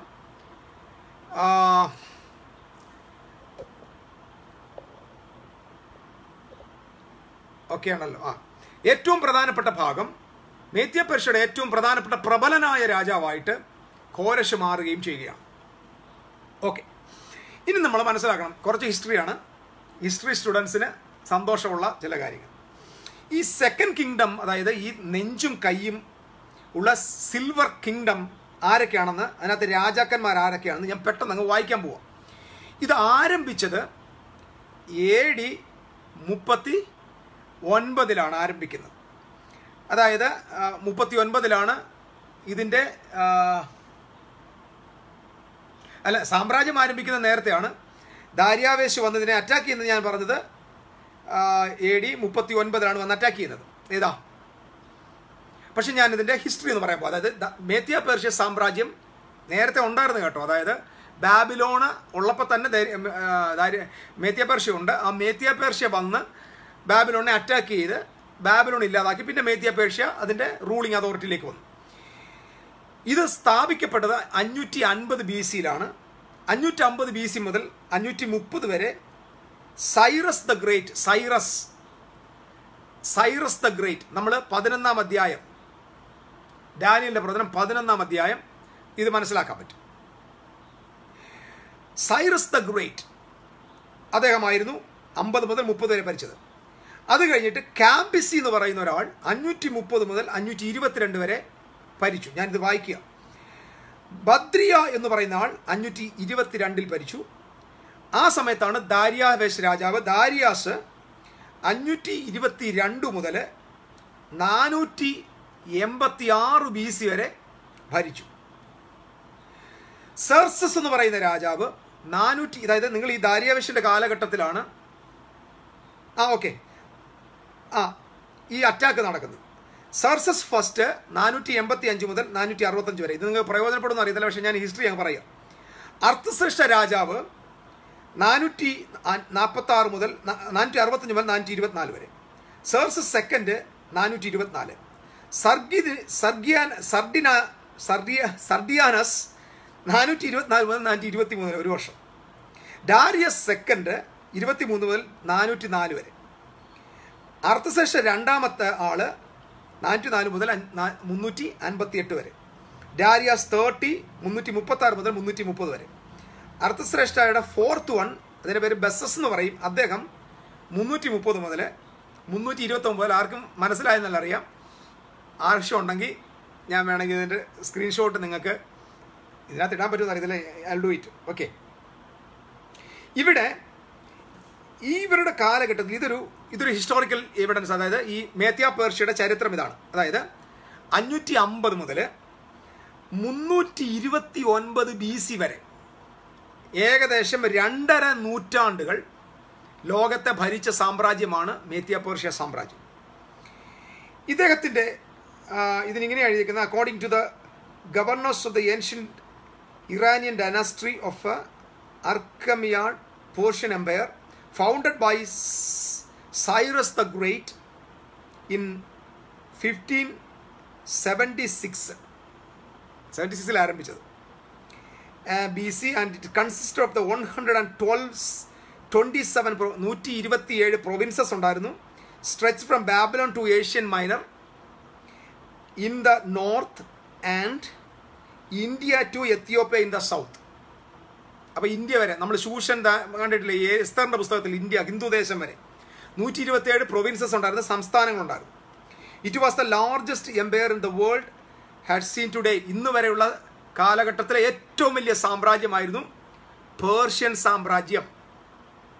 സോ അക്കോർഡിംഗ് ടു ദ ഹെറോഡോട്ടസിൻ്റെ ഭാഷയിൽ the Persian empire had 4 capitals. അതായത് ഞാൻ പറഞ്ഞ ഇതിന് 4 ക്യാപിറ്റൽസ് ഉണ്ട്. Babylon, Susa, Ecbatana and Persepolis. ഇങ്ങനെ 4 ക്യാപിറ്റൽസ് അതിനുണ്ടായിരുന്നു. The Persians period is important because in it under Ezra. ഇതിനൊരു പ്രത്യേകത ഉള്ളത്, ഈ കാലഘട്ടത്തിലാണ് ഇത് നിങ്ങൾക്ക് പ്രയോജനപ്പെടും. The Persians period is important because it is under Ezra, നെഗമിയ ആൻഡ് സെറുബാബേൽ. രണ്ടാമത്തെ ആലയം പണിതത്, the second temple was built under the dominion of Persian Empire, and the second Jewish Commonwealth was begun. ജൂയിഷിൻ്റെ സെക്കൻഡ് കോമൺവെൽത്ത് ആരംഭിച്ചത് ഈ പേർഷ്യൻസിൻ്റെ കാലഘട്ടമായിരുന്നു. Moreover it is said that first and second Samuel, first and second Chronicles, first and second Kings, Ezra, Nehemiah, Esther, Haggai, Zechariah, Malachi, ഈ പുസ്തകങ്ങളെല്ലാം എഴുതിയത് മേത്യ പേർഷ്യയുടെ കാലഘട്ടത്തിലാണ്. It is too much. Okay, ഞാനീ പറഞ്ഞു വന്നത്, തലയാകുന്ന ഗോൾഡിൽ നിന്ന് ചെസ്റ്റാകുന്ന സിൽവറിലേക്ക് പോകാൻ വെറി നൈറ്റ്, ഒറ്റ രാത്രി, ടൈം ഗ്യാപ്പില്ല, അതിനെ ഡോമിനേറ്റ് ചെയ്യുന്നു. നെക്സ്റ്റ് സാമ്രാജ്യം കയറി വരുന്നു. ബിക്കോസ് ഈ വലിയ സ്റ്റാച്യുവിൽ there is no gap in between. Okay, ഇനി നമ്മൾ രണ്ടാമത് കാണാൻ പോകുന്നത് രണ്ടാമത്തെ സാമ്രാജ്യമായത് ഈ സിൽവർ ചെസ്റ്റിൽ നിന്ന് മൂന്നാമത്തെ സാമ്രാജ്യമായ ബ്രോൺസിലേക്ക് പോവുകയാണ്. അതായത് മൂന്നാമത്തെ സാമ്രാജ്യമായ അരക്കെട്ടും തുടയും ഈ സാമ്രാജ്യത്തിലേക്ക് നമ്മൾ പോവുകയാണ്. ഇവിടെ ഈ ഒരു സാമ്രാജ്യത്തിൽ നിന്ന് അടുത്ത മെദിയ പേർഷ്യ സാമ്രാജ്യത്തിൽ നിന്ന് ബ്രോൺസ് എന്ന് പറയുന്നത് ഗ്രീക്ക് സാമ്രാജ്യമാണ്. അതായത് ദാനിയേലിന്റെ പ്രവചനം 8-ാം അധ്യായത്തിൽ 2 കൊമ്പുള്ള ആട്ടുകൊറ്റനെ നമ്മൾ കാണുന്നുണ്ട്. ആ ആട്ടുകൊറ്റനെ നമ്മൾ കാണുമ്പോൾ ദാനിയേൽ പറയുന്ന മറ്റൊരു കാര്യമുണ്ട്. ഇത് നോക്കി നിൽക്കുമ്പോൾ ആട്ടുകൊറ്റൻ പടിഞ്ഞാറോട്ടും വടക്കോട്ടും കിഴക്കോട്ടും ഇടിച്ച് ഞാൻ കണ്ടു. അതായത് ഞാൻ നേരത്തെ പറഞ്ഞു പേർഷ്യ സാമ്രാജ്യമായിരുന്നു ദ വാസ്റ്റസ്റ്റ് സാമ്രാജ്യം ഇൻ ദ വേൾഡ്. ഒരു മൃഗത്തിനും അതിന് മുമ്പിൽ നിൽപ്പാൻ കഴിഞ്ഞില്ലെന്ന് പറഞ്ഞാൽ എല്ലാ സാമ്രാജ്യങ്ങളും അതിന് മുമ്പിൽ അടിയാറോ പറഞ്ഞിരുന്നു. അതിൻ്റെ കയ്യിൽ നിന്ന് രക്ഷിക്കുന്നവനും ആരുമില്ല. അത് ഇഷ്ടം പോലെ ചെയ്ത് വമ്പ് കാട്ടി വന്നു. ഞാൻ നോക്കി നിൽക്കുമ്പോൾ, അതായത് പേർഷ്യൻ സാമ്രാജ്യത്തിൻ്റെ ഈ ഹിസ്റ്ററി നോക്കി നിൽക്കുമ്പോൾ, ഒരു കോലാട്ടുകൊറ്റൻ പടിഞ്ഞാറ് നിന്ന് നിലം തൊടാതെ സർവഭൂതലത്തിലും കൂടി വന്നു. ഒരു കോലാട്ടുകൊറ്റൻ വരികയാണ്. അപ്പം ഒരു കോലാട്ടുകൊറ്റൻ ഇങ്ങനെ വന്ന് എന്താ ചെയ്ത് നോക്കിയേ, കോലാട്ടുകൊറ്റന് കണ്ണുകളുടെ നടുവിൽ വിശേഷമായ ഒരു കൊമ്പുണ്ടായിരുന്നു. 2 കണ്ണിൻ്റെ നടുവിലാണ് കൊമ്പ്. അപ്പോൾ നോക്കണം, ഈ 2 സ്ഥലത്തിലല്ല കൊമ്പ്, നെറ്റിയിൽ ഇങ്ങനെ ഒരു കൊമ്പ് മുളച്ചിരിക്കുക ഉണ്ടായിരുന്നു. അത് നദീതീരത്ത് നിൽക്കുന്നതായി ഞാൻ കണ്ട 2 കൊമ്പുള്ള ആട്ടുകൊറ്റന് നേരെ ഉഗ്രക്രോധത്തോടെ പാഞ്ഞു വന്നു. അതായത് മേത്യ പേർഷ്യ എന്ന് പറയുന്ന ആ സാമ്രാജ്യത്തിന് നേരെ ഈ ഒറ്റക്കൊമ്പനായ കണ്ണിൻ്റെ നടുവിൽ കൊമ്പുള്ള ഈ കോലാട്ടുകൊറ്റൻ പാഞ്ഞു വന്നു. അത് കോലാട്ടുകൊറ്റനുണ്ട് അടുക്കുന്നത് ഞാൻ കണ്ടു. ആട്ടുകൊറ്റനും കോലാട്ടുകൊറ്റനും തമ്മിൽ എന്തുണ്ടാകുക? ഇടിയുണ്ടാകുക. അതിനെ ഇടിച്ചു, അതിൻ്റെ കൊമ്പ് 2 തകർത്ത് കളഞ്ഞു. ഈ ഒറ്റക്കൊമ്പൻ 2 കൊമ്പന്മാരെ തകർത്തു. അതിൻ്റെ മുമ്പിൽ നിൽപ്പാൻ ആട്ടുകൊറ്റന് ശക്തിയില്ലാതിരുന്നു. അതിനെ നിലത്ത് തള്ളിയിട്ട് ചവിട്ടിക്കളഞ്ഞു. അതിൻ്റെ കയ്യിൽ നിന്ന് ആട്ടുകൊറ്റനെ രക്ഷിപ്പാൻ ആരും ഉണ്ടായിരുന്നില്ല. കോലാട്ടുകൊറ്റൻ ഏറ്റവും വലുതായി തീർന്നു. എന്നാൽ അത് ബലപ്പെട്ടപ്പോൾ വലിയ കൊമ്പ് തകർന്നുപോയി. ഗ്രീക്ക് സാമ്രാജ്യമാണ്. ഗ്രീക്ക് സാമ്രാജ്യം മേത്യ പേർഷ്യ സാമ്രാജ്യത്തെ അറ്റാക്ക് ചെയ്യുകയാണ്. ഇത് അറ്റാക്ക് ചെയ്ത ആള് അലക്സാണ്ടർ ദ ഗ്രേറ്റ് ആണ്. ഈ കോലാട്ടുകൊറ്റൻ്റെ ഈ കണ്ണിൻ്റെ നടുവിൽ വന്ന് മുളച്ചു വന്ന ഈ കൊമ്പ്, പ്രബലമായ ഈ കൊമ്പ് അലക്സാണ്ടർ ദ ഗ്രേറ്റിനെയാണ് കാണിക്കുന്നത്. ഇവിടെ എഴുതി വെച്ചേക്കുന്നു, അത് ബലപ്പെട്ടപ്പോൾ, അതായത് ഈ കൊമ്പ് ബലപ്പെട്ട് ശക്തിയോടെ വരുന്ന വഴിയിൽ വലിയ കൊമ്പ് തകർന്നു. ദാറ്റ് മീൻസ് അലക്സാണ്ടർ കൊല്ലപ്പെട്ടു. വെരി ഏർലി ഏജിൽ തന്നെ കൊല്ലപ്പെട്ടു. അതിന് പകരം ആകാശത്തിലെ 4 കാറ്റിന് നേരെ ഭംഗിയുള്ള 4 കൊമ്പ് മുളച്ചു വന്നു. അപ്പോൾ ഒരു കൊമ്പിന് പകരം ആ കോലാട്ടുകൊറ്റൻ്റെ മേൽ നിന്ന് 4 കൊമ്പുകൾ മുളച്ചു. ഇതൊക്കെ ഹിസ്റ്ററിയാണ്, സിമ്പിൾ ഹിസ്റ്ററിയാണ്. ഇനി ഞാൻ പറയാൻ ശ്രദ്ധിക്കുക. വളരെ ശക്തിയുള്ള ബലമുള്ള കൊമ്പ് നമുക്കറിയാം, ദാറ്റ് ഈസ് അത് ഗ്രീക്കാണ്, അത് അലക്സാണ്ടറാണ്. ഇതിനകത്ത് 9ാമത്തെ വാക്യത്തിൽ ഇങ്ങനെയാണ് പറയുന്നത്, അതായത് 4 കൊമ്പ് മുളച്ചു. ആ 4 കൊമ്പിൽ ഒന്നിൽ നിന്നൊരു ചെറിയ കൊമ്പ് പുറപ്പെട്ടു. അത് തെക്കോട്ടും കിഴക്കോട്ടും മനോഹര ദേശത്തിന് നേരെയും ഏറ്റവും വലുതായി തോന്നുന്നു. മനോഹര ദേശം എന്ന് പറഞ്ഞാൽ യെരൂശലേം. നമ്മൾ എന്തുകൊണ്ടാണ് ഇത് പഠിപ്പിക്കുന്നത് ചോദിച്ചാൽ, ഈ സാമ്രാജ്യങ്ങളെല്ലാം യെരൂശലേമിനെ ഡോമിനേറ്റ് ചെയ്തിരുന്നതാണ്. മനസ്സിലാവുന്നുണ്ടോ? ഇപ്പൊ ഇറാഖാണ് എന്നൊക്കെ പറഞ്ഞ ഇറാഖും യെരൂശലേമും തമ്മിൽ ഒരു ബന്ധവുമില്ല. യൂറോപ്യൻ യൂണിയനും ഇസ്രായേലും തമ്മിൽ ഒരു ബന്ധവുമില്ല. ഇസ്രായേലിനെ ഇന്ന് ഭരിക്കുന്നത് യൂറോപ്യൻ യൂണിയൻ അല്ല. നിങ്ങൾക്ക് മനസ്സിലാകണം. ബാബിലോൺ മനോഹര ദേശത്തെ ഭരിച്ചുകൊണ്ടിരുന്നു. പേർഷ്യയുടെ കാലത്താണ് ഞാൻ പറഞ്ഞു 2ാമത്തെ ടെമ്പിൾ ഉണ്ടായത്. അവർ ഭരിച്ചുകൊണ്ടിരുന്നു. അലക്സാണ്ടറിന്റെ ഗ്രീക്ക് സാമ്രാജ്യം മനോഹര ദേശത്ത്, അദ്ദേഹത്തിന്റെ മരണശേഷം 4 കൊമ്പ് മുളച്ചു വന്ന് 4 കൊമ്പിൽ ഒരു മുമ്പിൽ നിന്നൊരു ചെറിയ കൊമ്പ് മുളച്ചു വന്ന് തെക്കോട്ടും വടക്കോട്ടും പടർന്നു. മനോഹര ദേശത്തിന് നേരെയും അത് വലുതായി തീർന്നു. അപ്പൊ ഇസ്രായേലിനെ ഭരിക്കാനായിട്ട് ഈ ഗ്രീക്ക് സാമ്രാജ്യത്തിന്റെ 4 വിഭജിക്കപ്പെട്ട സാമ്രാജ്യത്തിലെ ഒന്ന് ഇസ്രായേലിന് നേരെ വന്നതായിട്ട് കാണാൻ പറ്റും. അത് കഴിഞ്ഞിട്ട് നമ്മൾ അതിന്റെ 20ാമത്തെ വാക്യത്തിൽ വായിക്കുന്ന ഇങ്ങനെയാണ്, 2 കൊമ്പതായിട്ട് കാണുന്ന ആട്ടുകൊണ്ടൻ പാർസിയെ കാണിക്കുന്നു. 21ാമത്തെ വാക്യം, പരിപരുത്ത കോലാട്ടുകൊണ്ടൻ യവന രാജാവാണ്. ഇതിലെല്ലാം വ്യാഖ്യാനം ഇവിടെ തന്നെ ഉണ്ട് കേട്ടോ, ഞാൻ തന്നെ പറഞ്ഞിട്ട് കാര്യമില്ല. അതിന്റെ കണ്ണിന് നടുവിലുള്ള വലിയ കൊമ്പ് 1ാമത്തെ രാജാവ് അലക്സാണ്ടർ. അത് തകർന്ന ശേഷമോ അതിന് പകരം 4 കൊമ്പ്, 4 രാജ്യം ആ ജാതി നിന്ന് ഉത്ഭവിക്കും. ഈ 4 രാജാക്കന്മാരെന്ന് പറയുന്നത് കസാൻഡർ, അങ്ങനെ തന്നെ തോന്നുന്നു കേട്ടോ ഇംഗ്ലീഷിൽ, കസാൻഡർ, ടോളമി, സെല്യൂസസ്, ലൈസിമാക്കസ്, ഇവരുടെ പേരാണ്. എല്ലാം ഗ്രീക്ക് പേരാണ്. അലക്സാണ്ടറിന് ശേഷം ഈ 4 പേരാണ് 4 ടെറിട്ടറി ആയിട്ട് ഈ കിങ്ഡത്തെ ഡിവൈഡ് ചെയ്ത് ഭരിക്കുകയാണ്. 23 വാക്യങ്ങൾ, അവരുടെ രാജ്യത്വത്തിന്റെ അന്ത്യകാലത്തെ അതിക്രമക്കാരുടെ അതിക്രമം തികയുമ്പോൾ, ഇത് ശ്രദ്ധിക്കണം. ഇനി നമ്മൾ ഇച്ചിരി ഡീറ്റെയിൽ ആയിട്ട് പണതി പോവാം. ഞാൻ ഇത് പറഞ്ഞല്ലേ, 4ാമത്തെ സാമ്രാജ്യം എന്ന് പറയുന്നത്, 3ാമത്തെ സാമ്രാജ്യം എന്ന് പറഞ്ഞാൽ യവന സാമ്രാജ്യമാണ്. യവന സാമ്രാജ്യം. അലക്സാണ്ടർ ഭരിച്ചു. അദ്ദേഹത്തിൻ്റെ മരണശേഷം 4 പേര് ഭരിക്കാൻ വന്നു. ഞാൻ സ്പീഡ് കുറച്ച് പറയാം. ഈ 4 പേര് ഭരിച്ചുകൊണ്ടിരിക്കുമ്പോൾ 22-ാം വാക്യത്തിൽ പറഞ്ഞു, അത് തകർത്ത ശേഷം അതിനുശേഷം 4 കൊമ്പ് മുളച്ചു, 4 രാജ്യം ആ ജാതിയിൽ നിന്ന് ഉത്ഭവിക്കും, അതിൻ്റെ ശക്തിയോടെ അല്ലതാനും, അതായത് ആദ്യത്തെ ശക്തിയൊന്നും കാണത്തില്ല, എന്നാൽ അവരുടെ രാജ്യത്വത്തിൻ്റെ അന്ത്യകാലത്ത്, അതായത് ഏതാ, ഇവിടെയാണ് നമ്മൾ ട്വിസ്റ്റ് ചെയ്യേണ്ടത്. ഈ ഏത് രാജ്യത്തിൻ്റെ അന്ത്യകാലത്താ?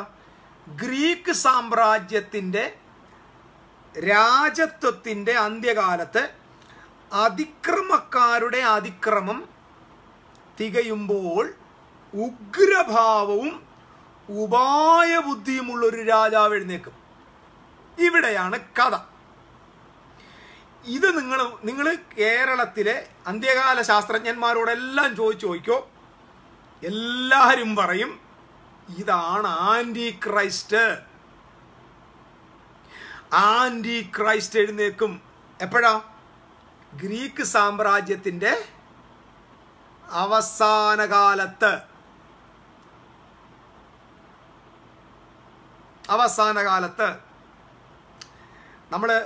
ഞാൻ പറഞ്ഞല്ലോ, എനിക്ക് ആരെയും ബോധിപ്പിക്കാനില്ല, തമ്പുരാനെ മാത്രം ബോധിപ്പിച്ചാൽ മതി.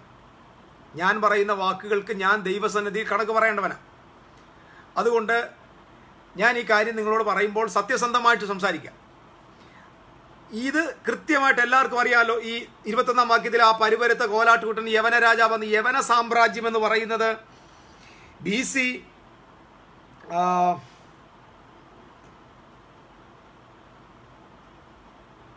329 മുതൽ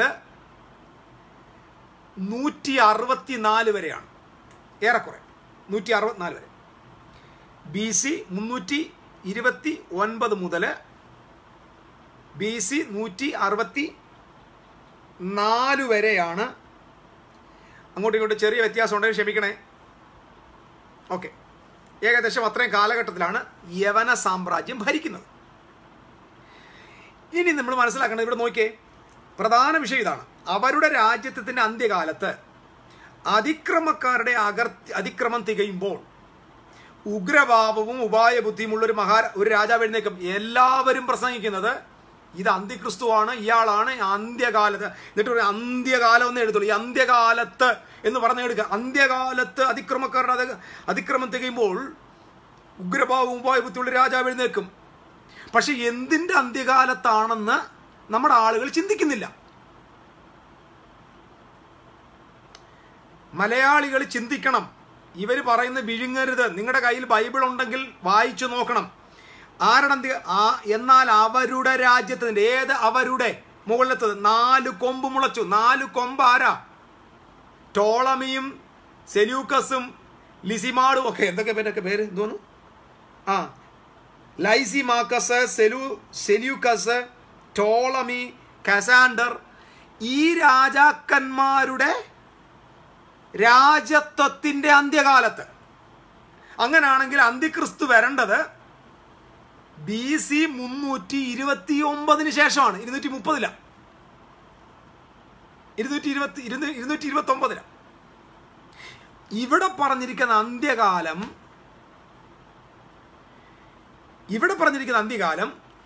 ഗ്രീക്ക് സാമ്രാജ്യത്തിൻ്റെ അന്ത്യകാലമാണ്. അതായത് ഈ സാമ്രാജ്യത്തിൻ്റെ ലാസ്റ്റ് ടൈമിൽ ഉഗ്രഭാവമുള്ള ഉപായബുദ്ധിയുള്ള ഒരു രാജാവ് എഴുന്നേക്കും. നമ്മൾ ആ ആളാരാന്ന് പഠിക്കും. ഇപ്പം അവൻ്റെ അധികാരം വലുതായിരിക്കും, സ്വന്തം ശക്തിയാൽ അല്ലതാനും അവൻ അതിശയമാം വണ്ണം നാശം പ്രവർത്തിക്കും. കൃതാർത്ഥനായി അത് അനുഷ്ഠിക്കുകയും പലരുടെയും വിശുദ്ധ ജനത്തെയും നശിപ്പിക്കുകയും ചെയ്യും. അവൻ അതിബുദ്ധിയാൽ തൻ്റെ ഉപായം സാധിപ്പിക്കും. ഇനി നമ്മൾ ഇതാരാണെന്നൊന്ന് ചിന്തിക്കാൻ പോവുക.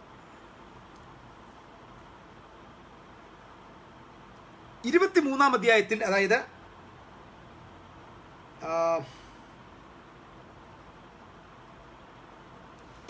ഇത് ആന്റി ക്രൈസ്റ്റ് ആണോ അല്ലെന്ന് ഞാൻ പറയാൻ പോകും. ഇതാരാണെന്ന് ഞാൻ പറയുക. അതായത്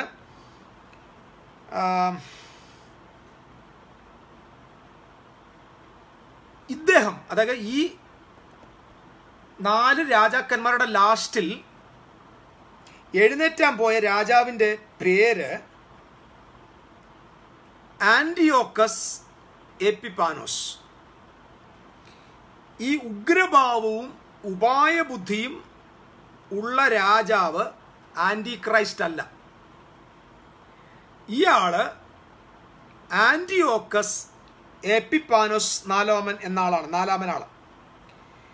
ഈ ആള് ഏറ്റവും കൂടുതൽ ഇസ്രായേലിന് നാശം വരുത്തിയൊരു മനുഷ്യനാണ്. ഞാൻ അങ്ങയുടെ ചരിത്രം ഒരു മിനിറ്റിൽ പറയാം.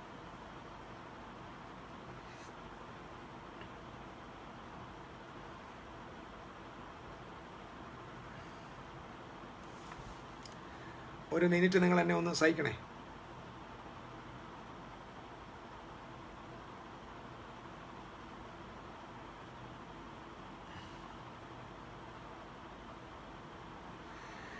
ശരി. ആന്റിയോക്കസ് എപ്പിഫാനോസ്, ഇദ്ദേഹത്തെ കുറിച്ച് നമുക്കൊന്ന് മനസ്സിലാക്കണം. ഈ ഉഗ്രഭാവമുള്ള മനുഷ്യൻ, ഞാൻ പറഞ്ഞല്ലോ, നമുക്കൊരു ട്രാൻസിഷൻ ആവശ്യമുണ്ട്. അതായത് ഗ്രീക്ക് സാമ്രാജ്യത്തിൽ നിന്ന് അടുത്ത സാമ്രാജ്യത്തിലേക്ക് പോകണം.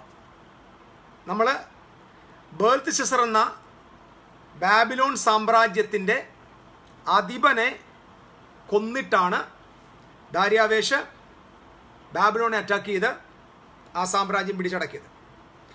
ആ സാമ്രാജ്യത്തിൻ്റെ ഒടുവിലത്തെ രാജാവിനെ കശാപ്പ് ചെയ്താണ്, ആ സാമ്രാജ്യത്തെ മുടിച്ചോണ്ടാണ് അതിൻ്റെ ഒടുവിലത്തെ രാജാവിൻ്റെ പേര് നമ്മൾ വായിച്ചുണ്ടായി. എനിക്ക് തോന്നുന്നു ഞാൻ നേരത്തെ അത് പറഞ്ഞാണ്. ഒരു മിനിറ്റ്. അങ്ങേരുടെ പേര് അർത്ഥശ്രേഷ്ഠ രാജാവ് 5-ാമൻ. അങ്ങേരെ കൊന്നുകൊണ്ടാണ് അലക്സാണ്ടർ മേത്യ പേർഷ്യ കീഴടക്കുന്നത്. ഇനി മേത്യ പേർഷ്യ കീഴടക്കിയ ഈ ഗ്രീക്ക് സാമ്രാജ്യത്തിൻ്റെ അവസാനത്തെ ആളിനെ തീർത്തിട്ട് വേണം 4th കിങ്ഡം രംഗത്ത് വരാൻ. ആളുകൾ പറയുന്നത് ഈ 4th കിങ്ഡം ഇരുമ്പെന്ന് പറയുന്നത് റോമാണ്. റോമാണെങ്കിൽ ഈ കാണുന്ന യവന സാമ്രാജ്യത്തെ അവസാനിപ്പിക്കേണ്ടത് റോമായിരിക്കണം. അങ്ങനെയാണല്ലോ ഇത്രയും നേരം അങ്ങനെയാണ് സംഭവിച്ചത്. ഇനി നമുക്ക് മനസ്സിലാക്കാൻ പോവാം. ഇനി നമ്മളിത് ഒന്നുകൂടെ മനസ്സിലാക്കാനായിട്ട് ഇതിൻ്റെ ഒരു എക്സ്പ്ലനേഷനിലേക്ക് നമ്മൾ വീണ്ടും പോകണം. ദാനിയേലിൻ്റെ പ്രവചനം 11-ാം അധ്യായത്തിൻ്റെ 30-ാമത്തെ വാക്യം. ഞാൻ പറഞ്ഞല്ലോ, ഈ മനുഷ്യൻ, ഈ ഉഗ്രഭാവവും കൂർമ്മബുദ്ധിയുമുള്ള ഈ രാജാവ്, ഒരു രാജാവ് എന്ന് പറഞ്ഞത് ആന്റിയോക്കസ് എപ്പിഫാനോസ് എന്നാണ്. ആന്റിയോക്കസ് എപ്പിഫാനോസ്. ഇദ്ദേഹത്തെക്കുറിച്ച് തന്നെ വേറൊരു ഭാഗം, കുറച്ചും കൂടെ വിശദീകരിക്കുന്നൊരു ഭാഗം 11-ാം അധ്യായത്തിലുണ്ട്. അതായത് ദാനിയേലിൻ്റെ പ്രവചനം 11-ാം അധ്യായം. ഇതെല്ലാം കൂടെ ഞാൻ വായിക്കുന്നില്ല, കാരണം ഇതൊരു വലിയ ഹിസ്റ്റോറിക്കൽ അധ്യായമാണ്. ആ ദാനിയേലിൻ്റെ പ്രവചനം സത്യത്തിൽ 11-ാം അധ്യായം മാത്രം പഠിക്കാൻ ഞാനൊരു 4 ദിവസം എടുത്തു, 4 days. എന്നിട്ടും എനിക്കത് ക്ലിയർ ആയിട്ട് നിങ്ങൾക്ക് എക്സ്പ്രസ് ചെയ്യാൻ പറ്റുന്ന നിലയിൽ ഞാൻ പഠിച്ചിട്ടില്ല. ഒരു 4 days എടുത്തിട്ടും ആ 4th ചാപ്റ്ററിൻ്റെ ഹിസ്റ്ററി പഠിക്കാൻ പറ്റിയില്ല. ഞാനിത് സത്യത്തിൽ ഇടയ്ക്ക് വെച്ചെന്ന് പറയാം. ചില ആളുകൾ പറയാറുണ്ട്, നിനക്കൊന്നും ഒരു പണിയില്ലയോടാ എന്ന് ചോദിക്കുന്ന ആളുകളോട് ഞാൻ ചോദിക്കാറുണ്ട്. നമ്മൾ ചെയ്യുന്നതിന് അത്രയും പണി ഇവരാരും ചെയ്യുന്നില്ല. ഓക്കെ, കാരണം ഇത് 4 days കൊണ്ടൊരു ചാപ്റ്റർ പഠിക്കാൻ നമുക്ക് 4 days എടുക്കാം.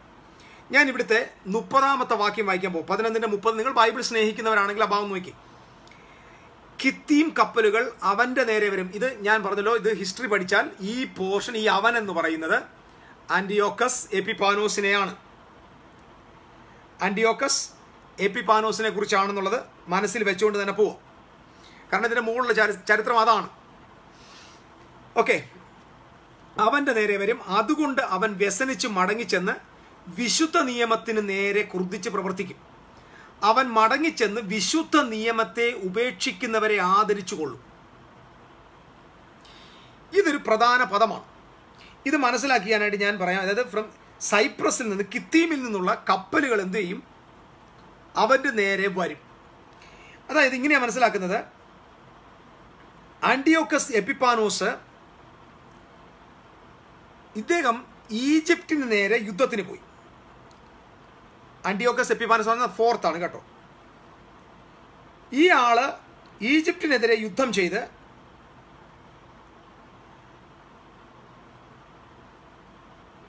യുദ്ധം ചെയ്യുമ്പോൾ ഈ മനുഷ്യൻ, അതായത് ഈ ആന്റിയോക്കസ് എപ്പിഫാനോസ്, റോം എന്ന് പറയുന്നത്, ഇത് റോം എന്ന് പറയുന്ന അന്ന് എംപയർ അല്ല, റോം അന്ന് റിപ്പബ്ലിക്കാണ്. അതായത് ഇത് സംഭവിക്കുന്ന സമയത്ത്, അതായത് BC 329 റോം ഉണ്ട്, പക്ഷെ റോം ഭരണത്തിൽ വന്നിട്ടില്ല. റോം അന്ന് ഒരു രാജ്യമായിട്ട് റിപ്പബ്ലിക്കാണ്, ഇറ്റ്സ് നോട്ട് എൻ എംപയർ. അപ്പോൾ ഇദ്ദേഹം എന്ത് ചെയ്തു? യവന സാമ്രാജ്യത്തോടെ റോമിന് വലിയ സപ്പോർട്ട്, അതായത് യവന സാമ്രാജ്യത്തെ റോം സപ്പോർട്ട് ചെയ്തിരുന്നു. അപ്പോൾ ആന്റിയോക്കസ് എപ്പിഫാനോസിന്റെ യുദ്ധത്തിൽ സഹായം ചെയ്യാനായി ഇദ്ദേഹം എന്ത് ചെയ്തു? റോമിൻ്റെ സഹായം ആവശ്യപ്പെട്ടു. ടു ചെക്ക്, റോം ഗ്രീക്ക് എക്സ്പാൻഷന് വേണ്ടി വളരെ നല്ല നിലയിൽ സപ്പോർട്ട് ചെയ്തിരുന്നു. അതിനുവേണ്ടി the ship from Kittim here refers to the ship which brought the Roman legion to Egypt in fulfillment of the defense part. Kittim കപ്പൽ എന്ന് പറയുന്നത് റോമൻ ലീജിയനെ, പട്ടാളത്തെ കൊണ്ടുവരാൻ വേണ്ടി വന്ന കപ്പലുകളാണ്. ആന്റിയോക്കസ് ഫോർത്തിന്റെ ആർമി അലക്സാണ്ട്രിയക്ക് നേരെ യുദ്ധത്തിന് പോവാം. കഥ ഇതാണ്, ഈ 30-ാം വാക്യത്തിന്റെ explanation. And they were met by 3 Roman senators led by Gaius Populus. Gaius Populus എന്ന് പറയുന്ന 3 സെനറ്റർമാരെ അദ്ദേഹം കണ്ടു അലക്സാണ്ട്രിയയിലേക്ക് യുദ്ധത്തിന് പോകുമ്പോൾ. ആര്? Antiochus Epiphanes. ആ Gaius Popillius, Laenas Eleusis and suburb of Alexandria, 3 സെനറ്റേഴ്സിനെ കണ്ടു. The Roman ambassador Poppius delivered to Antiochus II the Senate demand that he withdraw from Egypt. ഞാൻ എന്ത് ചെയ്യാൻ പോവാ? ഈജിപ്തിൽ നിന്ന് തിരിച്ചു പോകാൻ പോകുമെന്ന് പറഞ്ഞു. The king requested time to consultation and Poppius tried circle, അതായത് ആന്റിയോക്കസ് എപ്പിഫാനോസിനെ എന്ത് ചെയ്തു? റോമിലെ സെനറ്റർ കുറച്ച് കൺട്രോൾ വെച്ചു, കുറച്ച് നിയന്ത്രണങ്ങൾ വെച്ചു. ഇന്നടത്തെ പോകും, ഇന്ന കാര്യങ്ങൾ റെസ്പോണ്ട് ചെയ്യണം എന്നൊക്കെയുള്ള കാര്യങ്ങൾ. The king of the north was astonished at this display of Roman arrogance. ഈ റോമുകാരുടെ അരഗൻസിനകത്ത് പുള്ളി ആപ്പാടെ വലിയ വിഷമത്തിലായി, അത്ഭുതപ്പെട്ടു. കുറച്ച് സമയം കഴിഞ്ഞപ്പോൾ എന്ത് ചെയ്തു? അദ്ദേഹം റോമിനെ ഡിമാൻഡ് ചെയ്യാനായിട്ട് തുടങ്ങി. ഇത് കഴിഞ്ഞിട്ട് എന്ത്? He return to Syria. നമ്മൾ 30-ാമത്തെ വാക്കിൽ നേരെ കുറിച്ചു അവൻ മടങ്ങിച്ചെന്നു എന്നൊരു വാക്കില്ലേ, ഈ മടങ്ങിച്ചെന്നു എന്ന വാക്കിൻ്റെ ഹിസ്റ്റോറിക്കൽ എന്ന് പറയുന്നത് ഹി റിട്ടേൺ ടു സിറിയയിലേക്ക് തിരിച്ചു വന്നതാണ്.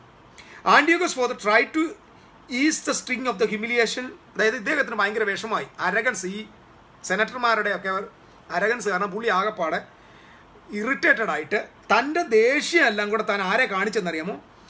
And his frustrations on Jews in Judea. യഹൂദയിലുള്ള യൂതന്മാർക്ക് നേരെ ആന്റിയോക്കസ് എപ്പിഫാനോസ് എന്ത് ചെയ്തു? തൻ്റെ ദേഷ്യവും കലിയും എല്ലാം കൂടെ തീർന്നു. പറഞ്ഞാൽ അങ്ങാടിയിൽ തോറ്റതിന് അമ്മയോടെന്ന് പറഞ്ഞ പോലെ ഇദ്ദേഹം ഈജിപ്തിൽ പരാജയപ്പെട്ട, അല്ലെങ്കിൽ ഈജിപ്തിൽ തനിക്ക് സംഭവിച്ചതായ ഹ്യൂമിലിയേഷൻ്റെ ഫ്രസ്ട്രേഷൻ താൻ തീർത്തത് യഹൂദന്മാർക്ക് നേരെ തിരിഞ്ഞു. അങ്ങനെ ആന്റിയോക്കസ് എപ്പിഫാനോസ് എന്ന് പറയുന്ന ഈ മനുഷ്യൻ മനോഹര നഗരത്തിന് നേരെ തിരിയുകയാണ്. ഹിസ്റ്ററി ഞാൻ ഒത്തിരി ബാക്കിലുണ്ട്, ഞാൻ ആ ഭാഗത്തിലേക്ക് പോകുന്നില്ല. His armies encircled Jerusalem and them attacked. ഇസ്രായേലിനെ അറ്റാക്ക് ചെയ്തു. ആന്റിയോക്കസ് എപ്പിഫാനോസ് എന്ത് ചെയ്തു? യെറുശലേമിനെ അറ്റാക്ക് ചെയ്തു. And those Jews who resisted were executed. എതിർത്ത എല്ലാ യൂതന്മാരെയും കൊന്നുകളഞ്ഞു.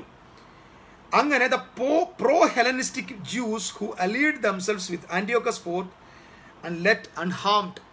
ആരെല്ലാം അദ്ദേഹത്തിൻ്റെ ഹെലനിസം എന്ന് പറഞ്ഞു കഴിഞ്ഞാൽ ഈ ഇവരുടെ ഗ്രീക്ക് സമ്പ്രദായത്തെ സ്വീകരിച്ച യഹൂദന്മാരെ അദ്ദേഹം വെറുതെ വിടുകയും ചെയ്തു. 31-ാം വാക്യം.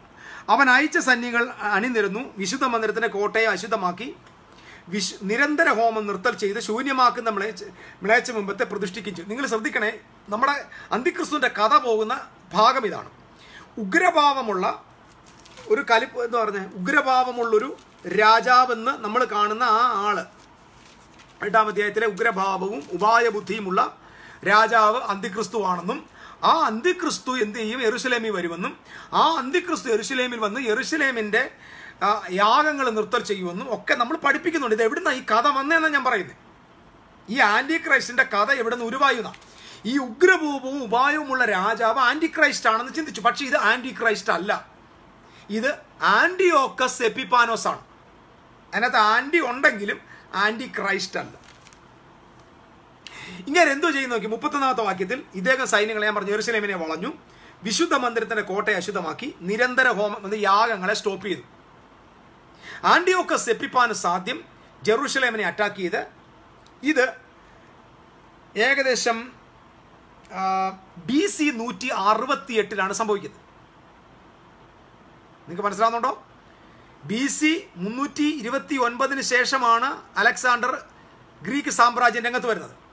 അതിനുശേഷമുള്ള ലാസ്റ്റ് സമയം, അതിൻ്റെ അന്ത്യകാലത്ത് ഒരു ഉഗ്രകോപമുള്ള ഒരു രാജാവ് എഴുന്നേക്കുന്നു.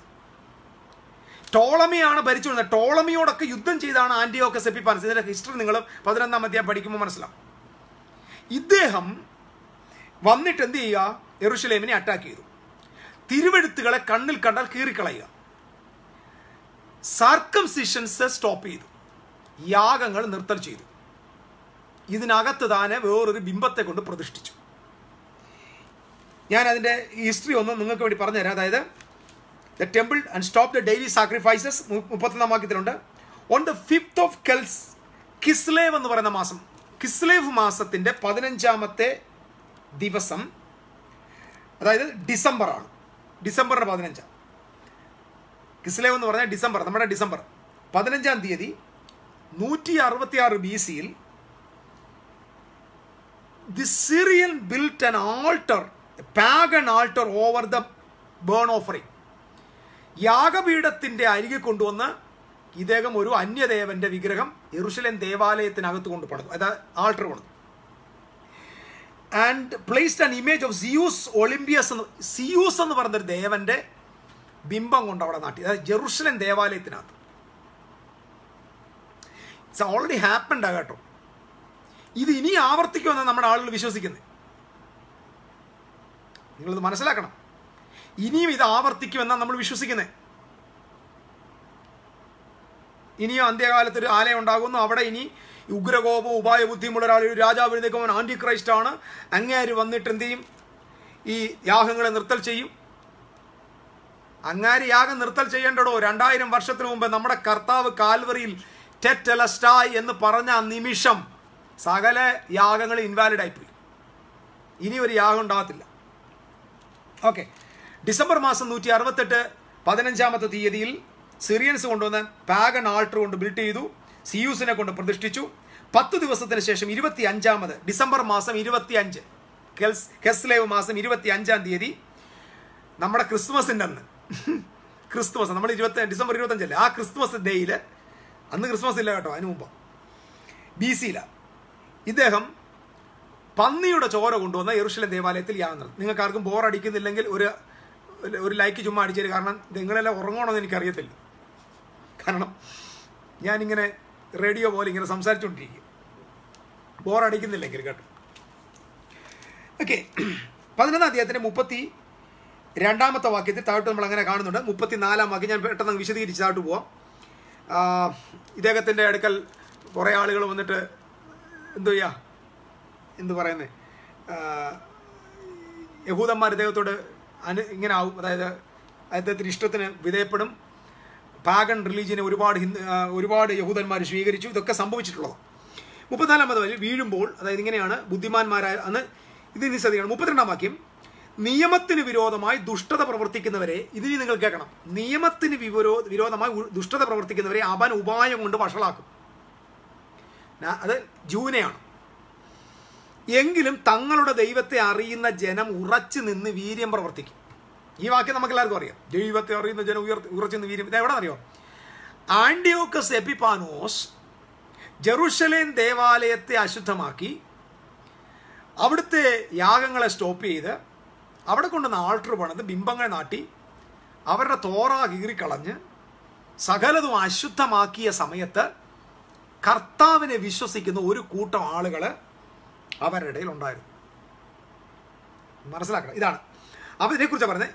ദൈവത്തെ അറിയുന്ന ജനം ഇത്ര വഷളത്തോടെ നടക്കുമ്പോഴും ദൈവത്തെ അറിയുന്ന ജനം ഉറച്ചു നിന്ന് വീര്യം പ്രവർത്തിക്കും. അടുത്തത്, ജനത്തിൽ ബുദ്ധിമാന്മാരായവർ, ഞാൻ ഈ വാക്യത്തിന്റെ ഹിസ്റ്റോറിയാ പറയാൻ പോകുന്നത്. ജനത്തിൽ ബുദ്ധിമാന്മാരായവർ പലർക്കും ബോധം വരുത്തും. ആരാ? ഈ ദൈവത്തെ അറിയുന്ന ജനം.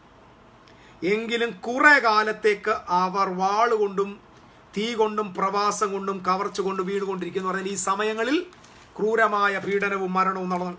വീഴുമ്പോൾ അവർ അല്പസഹായത്താൽ രക്ഷ പ്രാപിക്കും. ഇവിടുത്തെ പ്രധാന വിഷയം അല്പസഹായത്താൽ രക്ഷ പ്രാപിക്കും. അപ്പൊ ഇസ്രായേലിനെ ഈ ആന്റിയോക്കസ് എപ്പിഫാനോസ് എന്ന് പറയുന്ന ഉപായിയായ ഉഗ്രനായ തന്ത്രശാലിയായ രാജാവിൻ്റെ കയ്യിൽ നിന്ന് അല്പസഹായത്താൽ രക്ഷിക്കും. ആരാണ് ഈ സമയത്ത് ചരിത്രപരമായിട്ട് ഈ ഇസ്രായേലിനെ രക്ഷിക്കാൻ വന്നത്? ഒത്തിരി കാര്യങ്ങൾ ഇവരോട് സംഭവിച്ചുണ്ട് കേട്ടോ. ഇങ്ങനെയാണ് ഞാൻ വായിക്കാൻ പോവുക. Whenever the Antiochus fourth men found the copies of Torah, they tore them to pieces and burned them. Whoever was found in the possession of Torah was put to death. ആരുടെയെങ്കിലും കയ്യിൽ ഇത് കയ്യിൽ വെച്ചുകൊണ്ട് അവനെ കൊന്നുകളയും. According to the Antiochus fourth decree, women who had their children circumcised were put to death. ആരെങ്കിലും circumcision ചെയ്താൽ, പരിചയം ഏൽപ്പിച്ചാൽ അവനെ കൊല്ലണം. Along with their entire families, അയാളെ മാത്രമല്ല കുടുംബത്തെ മൊത്തം കൊല്ലും. ദോസ് ഹു ആർ സർക്കംസൈസ്, ആരെയൊക്കെ സർക്കംസൈസ് ചെയ്തോ ആ കുടുംബം ആ കുട്ടി സകലത്തെയും കൊന്നുകളയും.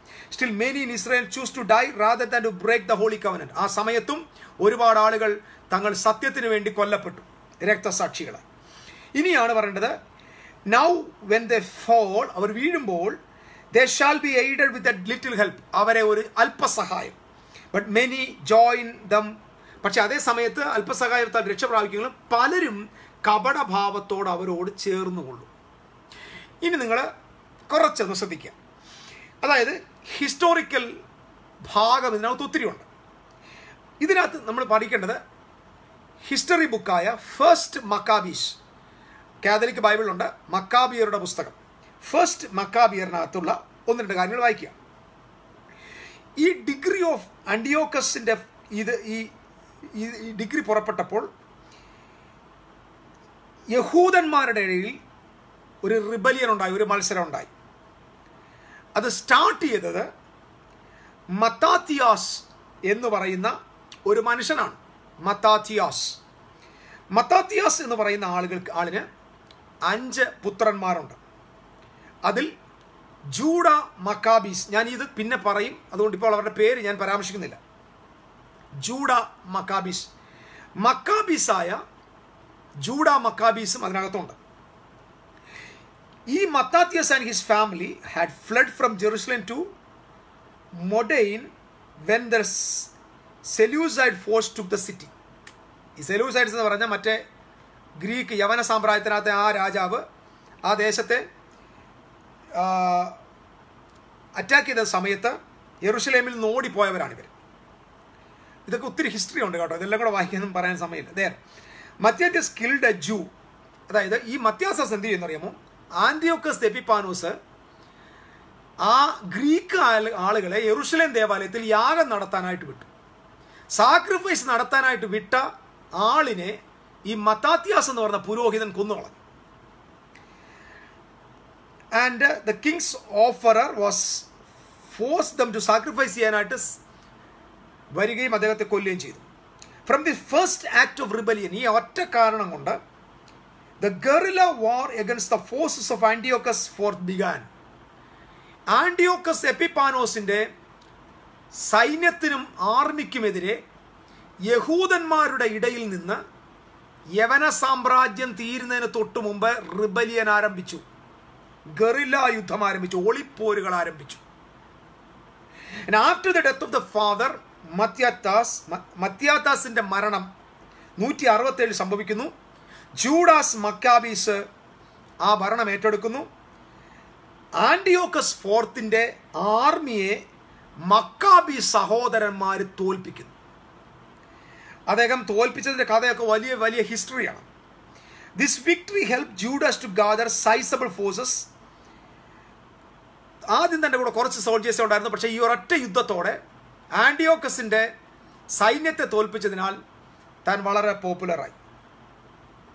പിന്നെ ഒത്തിരി ഒത്തിരി കാര്യങ്ങൾ താഴ്ത്തുണ്ട്. ഒടുവിൽ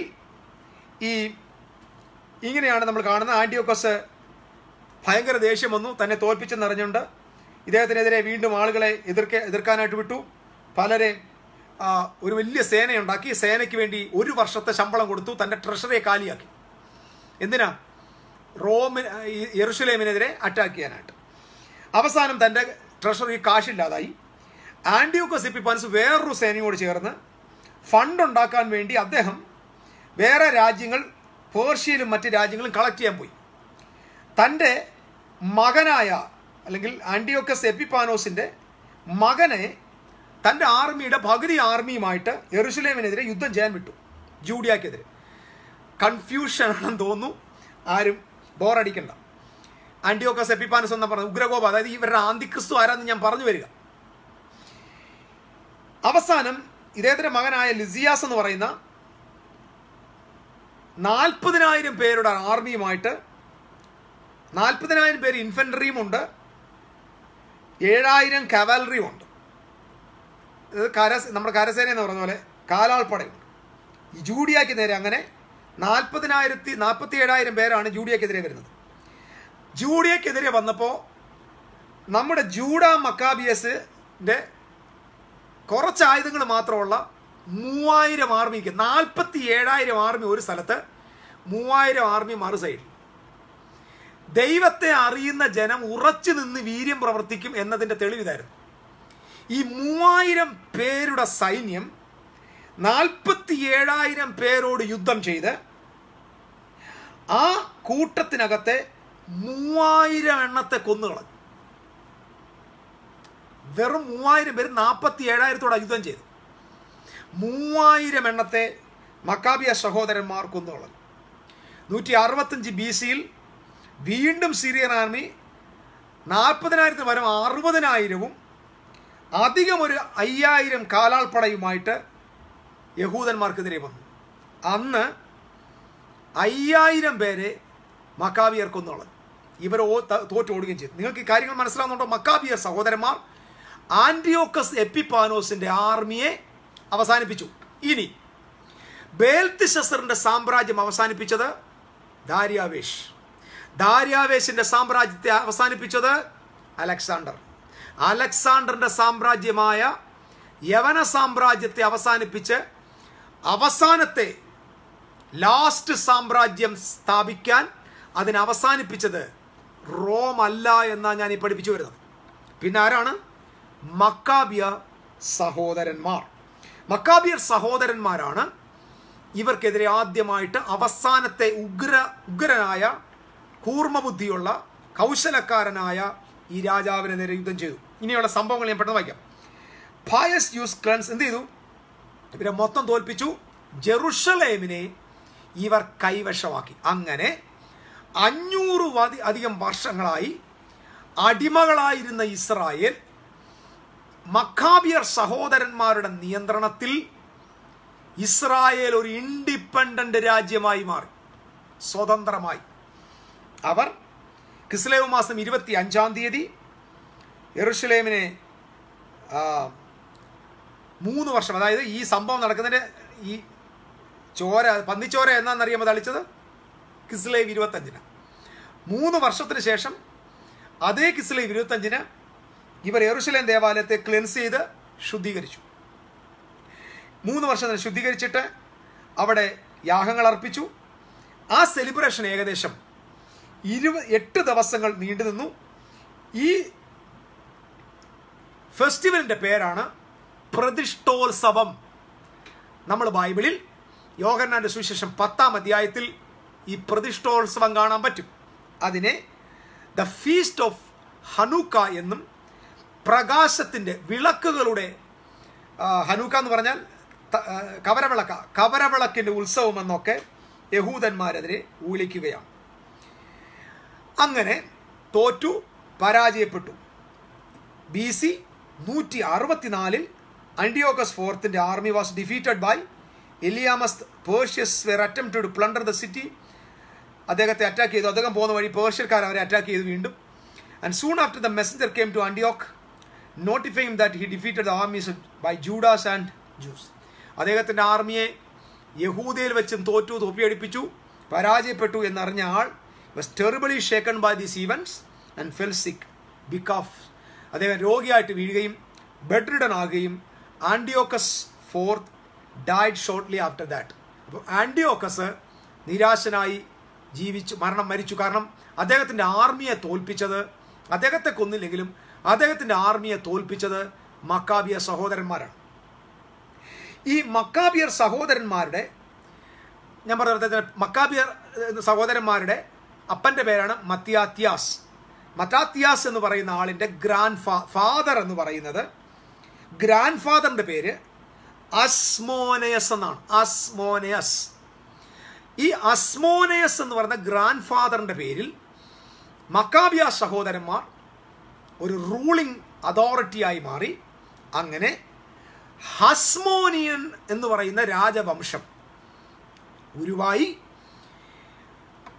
അലക്സാണ്ടറിൻ്റെ യവന സാമ്രാജ്യത്തിന് ശേഷം നമ്മൾ ബൈബിളിൽ കാണുന്ന 4ാമത്തെ സാമ്രാജ്യം ഹസ്മോനിയൻ രാജവംശമാണ്.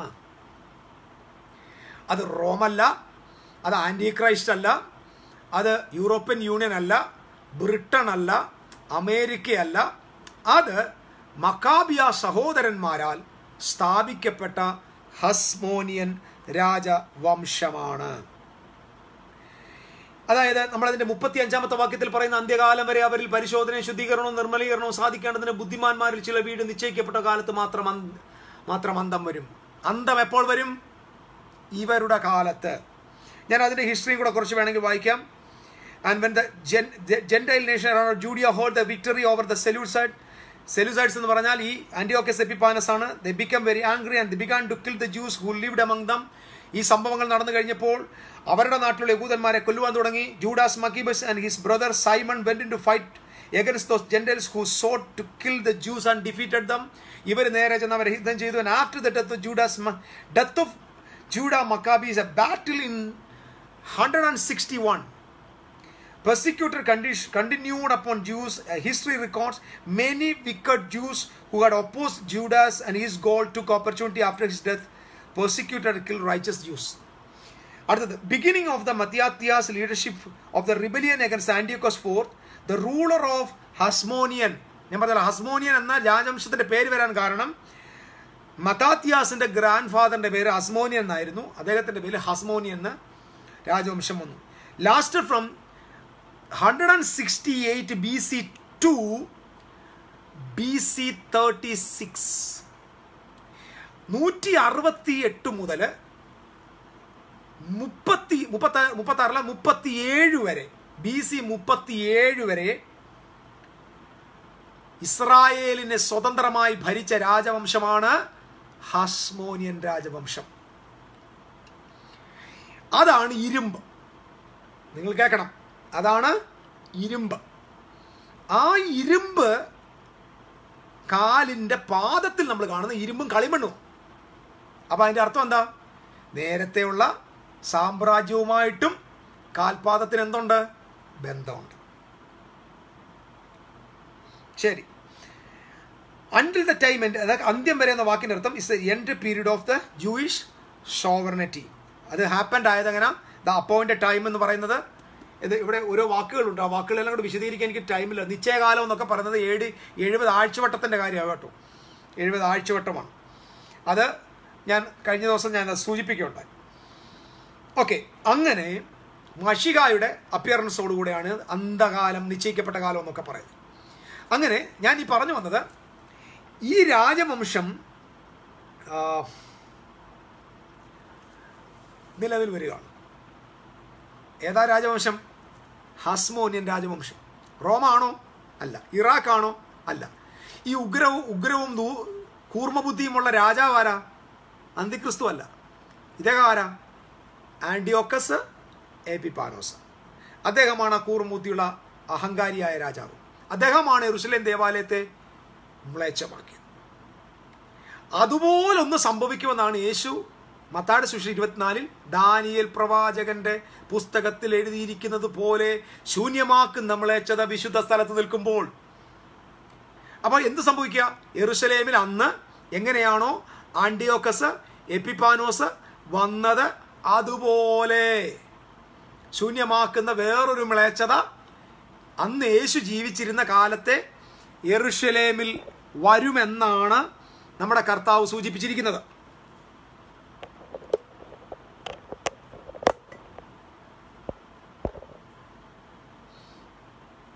ഓക്കെ, ശരി. അപ്പൊ ഗ്രീക്ക് സാമ്രാജ്യത്തെ അവസാനിപ്പിച്ചതാരാ? ആരുടെ കാലത്താ? ജൂഡ മക്കാബിയർ. അപ്പൊ റോമാണോ വന്നേ? റോമോട് വന്നിട്ടില്ല. റോം അന്നും ഗ്രീക്കുകാരുടെ സഹായിയായിരുന്നു, ഗ്രീക്കുകാരെ സപ്പോർട്ട് ചെയ്തിരുന്നു.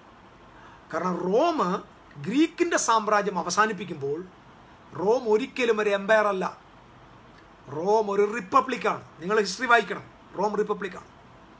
റോം ഒരു എംപയർ ആയത് BC 27 BC 27 റോം വീണ്ടും അധികാരിയായിട്ട് മാറുന്നത്, എംപയറായിട്ട് മാറുന്നത്. അവർ രാജ്യങ്ങളെ അറ്റാക്ക് ചെയ്യാനായിട്ടും കീഴടക്കാനും തുടങ്ങുന്നത് ഈ സമയത്ത് BC 27. അപ്പം 162 മുതൽ റോം വരുന്നത് BC 27.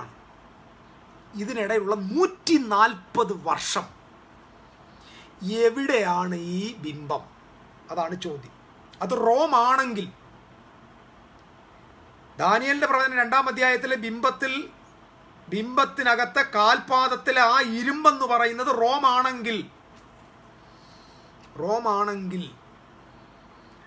യവന സാമ്രാജ്യമാകുന്ന അരയും തുടയും ആ ബ്രോൺസ് അവസാനിക്കുന്ന ഭാഗത്ത് ഇരുമ്പുമായിട്ടുള്ള ഗ്യാപ്പ് 140 വർഷമാണ്.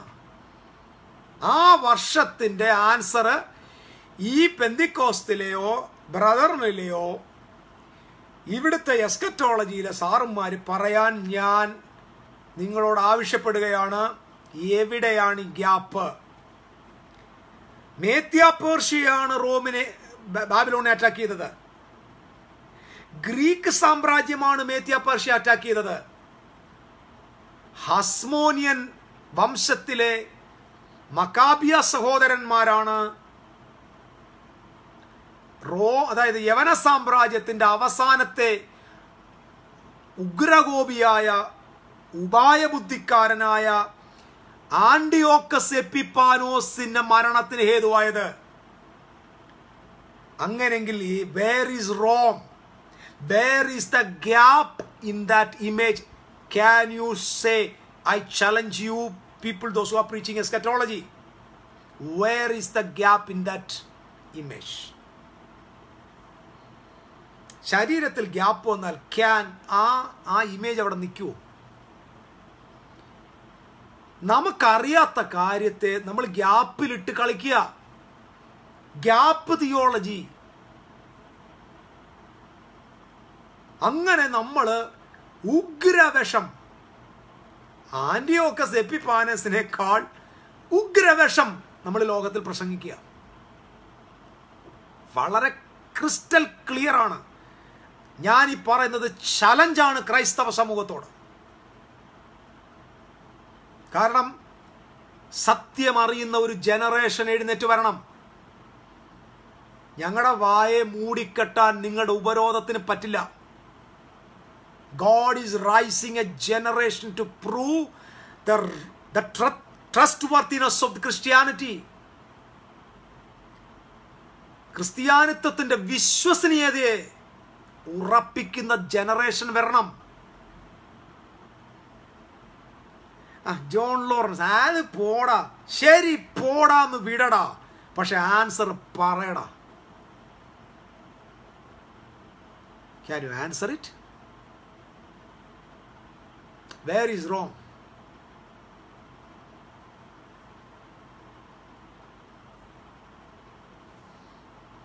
ഞാനതുകൊണ്ടല്ല, ഐ ഡോണ്ട് കെയർ അബൌട്ട്. കഴിഞ്ഞ ദിവസം ഞാൻ പറഞ്ഞില്ല, പാസ്റ്റർ M.A. വർഗീസ്, അദ്ദേഹത്തിൻ്റെ പേര് പറയണ്ടെന്ന് വിചാരിച്ചെങ്കിലും അറിയാതെ അങ്ങ് പറഞ്ഞു പോയതാ. അദ്ദേഹം പ്രസംഗിക്കുക ഏലിയൻസ് ഈ രാജ്യം ഭൂമിയുടെ നിയന്ത്രണം ഏറ്റെടുക്കാൻ പോവാന്ന്. എനിക്ക് നെഞ്ചത്ത് അടിച്ച് കരയാൻ തോന്നി. യേശുക്രിസ്തു ഈ ലോകത്തിന്റെ രാജ്യത്വം ഏറ്റെടുത്തിട്ട് വർഷം 2000 യേശുക്രിസ്തുവിനേക്കാൾ വലിയൊരു ഏലിയൻസ് വരുമെന്ന് വിഡ്ഢിത്തരം പറയുന്ന കിളവന്മാർ. വയസ്സാകുമ്പോൾ ഭ്രാന്തുണ്ടാകും എന്നുള്ളത് ഇവരുടെയൊക്കെ പ്രസംഗം കേട്ടാൽ മനസ്സിലാവും. അത് പെൻഡഗൺ അങ്ങാണ്ട് വിട്ടെന്ന് പോലും, സ്റ്റീഫൻ ഹോക്കിൻസ് എന്ന് പറഞ്ഞെന്ന് പോലും, ആന്റിക്രൈസ്റ്റ് അവിടുന്ന് വരുന്ന ഒരു ഏലിയൻ ആയിരിക്കും.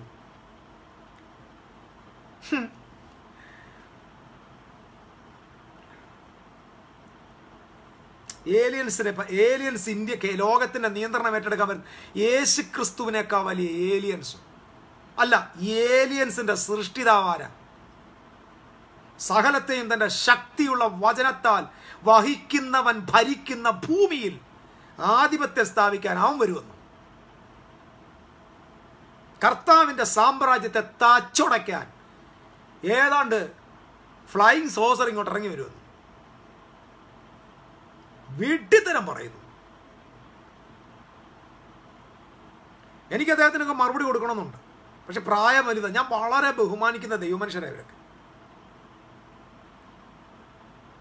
നമ്മുടെ കർത്താവ് ഭരിക്കുന്ന രാജ്യത്തോട്ട് ഏലിയൻ അവൻ സോസറിനകത്ത് ഇറങ്ങി ഇങ്ങോട്ട് വരുമെന്ന്.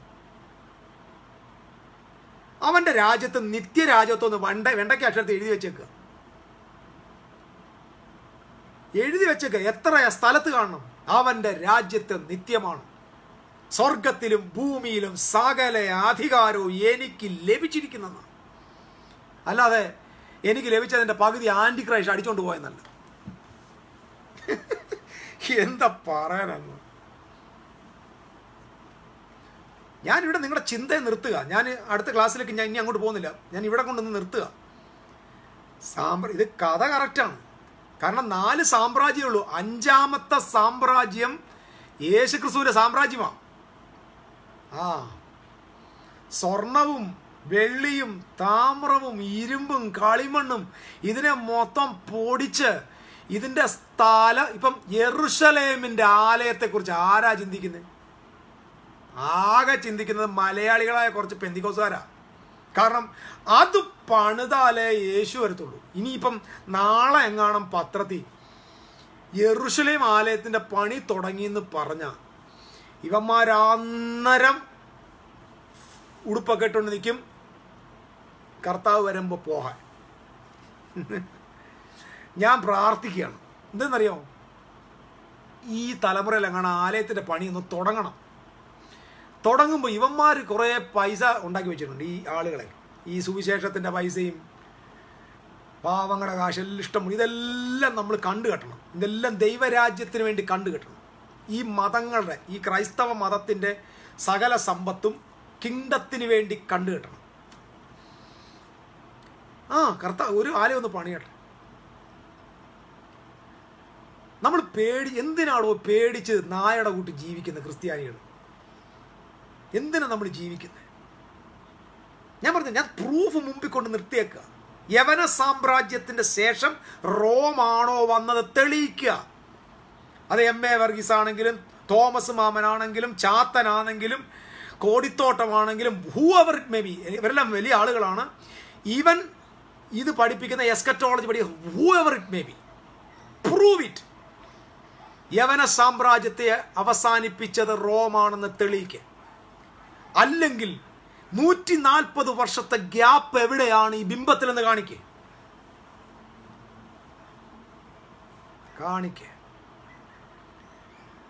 നമുക്ക് സത്യം അറിയാം. എത്ര വർഷം, ഞാൻ പറഞ്ഞില്ല, 25 വർഷത്തോളം, 20 വർഷത്തിലധികം നമ്മൾ ഭയന്നാ ജീവിച്ചത്, പേടിച്ചാ ജീവിച്ചത്. ഹിസ്റ്റോറി തെളിവ് ഞാൻ മനോരമ പത്രവും ഇന്റർനെറ്റും വിക്കിപീഡിയയിലും എടുത്ത്. From the Bible I proved it.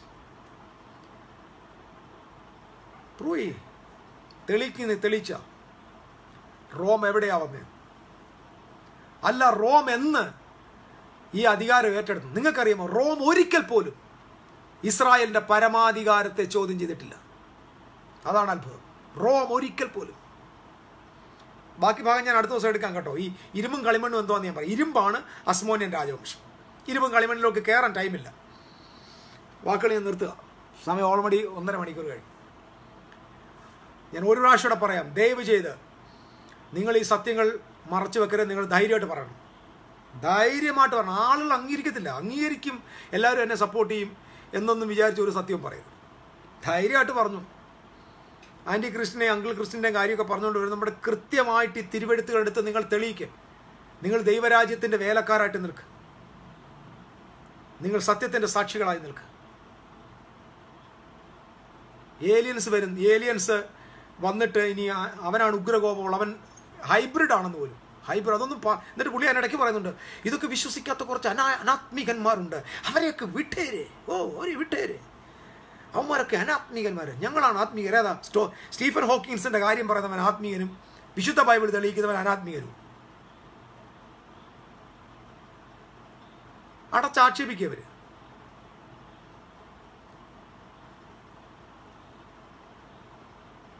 So let us stand for the truth. റിയാലിറ്റിക്ക് വേണ്ടി നമുക്ക് നിൽക്കണം. Who is the beast of the book of Revelation? Aliens. Sojan brother, aliens, yeah, aliens is going to come. Stephen Hawkins പറഞ്ഞ് ചത്തെന്ന്. അങ്ങാരി ജീവിച്ചിരുന്നപ്പോൾ തന്നെ മര്യാദയ്ക്ക് ഇരിക്കാൻ പറ്റിയില്ല. ജീവിച്ചിരുന്നപ്പോൾ തന്നെ ചുരുണ്ടിരുന്നവൻ. അവൻ്റെ ബുദ്ധിയും ചുരുണ്ടതായിരിക്കും. അയാൾ ഏത് വലിയ ശാസ്ത്രജ്ഞനായാലും തമ്പുരാൻ്റെ സൃഷ്ടിക്കെതിരെ സംസാരിക്കാൻ ഇവർക്കാർക്ക് അധികാരമില്ല.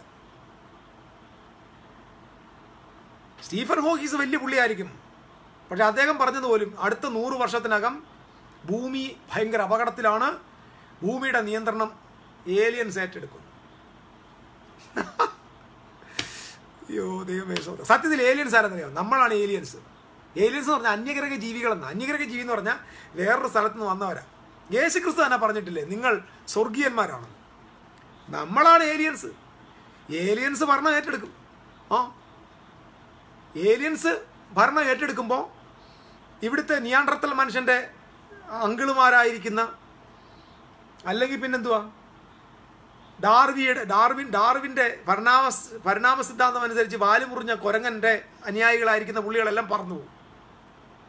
ഏലിയൻസ് പറഞ്ഞാൽ ഇപ്പോഴാണ് ഏലിയൻസ് കൺട്രോൾ എടുക്കുക. ആരാ aliens? You are the children of God. രാജ്യം അവൻ്റെ വിശുദ്ധന്മാർക്ക് ഏൽപ്പിക്കപ്പെട്ടിരിക്കുന്ന. രാജ്യം അവൻ്റെ വിശുദ്ധന്മാർക്ക് ഏൽക്കപ്പെട്ടിരിക്കുന്നു. അവൻ്റെ വിശുദ്ധന്മാരാണ് ഏലിയൻസ്. ഞാൻ അന്യഗ്രഹ ജീവിയാണ്. ഞാൻ സ്വർഗത്തിൽ നിന്ന് വന്നവനാണ്. നിങ്ങൾ സ്വർഗത്തിൽ നിന്ന് വന്നവരാ. നിങ്ങളുടെ പൗരത്വം സ്വർഗത്തിലെ പൗരത്വം, നിങ്ങളുടെ ഹെവൻ്റെ പൗരത്വമുള്ളവരാ. അവിടുന്ന് ഇവിടെ വന്നവരാ. You are aliens. അല്ലാതെ എല്ലാം മോന്ത ചപ്പി, നമ്മുടെ ഏലിയൻസിൻ്റെ ഒക്കെ പിക്ചർ, ആ മോന്ത ചപ്പി അവൻ ഇവിടെ നിന്ന് ഇന്ത്യയിൽ ലോകത്തെ ഭരിക്കാൻ വരുമോ? എന്നിട്ട് വേറൊരു രസകരമായിട്ട് നടന്ന് ഡ്രാഗൺ ഇങ്ങനെ വാലി ഉരുട്ടി 3 നക്ഷത്രങ്ങളെ ഇങ്ങോട്ട് വലിച്ചിട്ടുന്നു. അത് നക്ഷത്രമല്ല, അതെല്ലാം അതിനകത്തിരിക്കുന്ന പൈശാചിക ശക്തികളാണ്. അയ്യോ, പൈശാചിക ശക്തിയാണ്.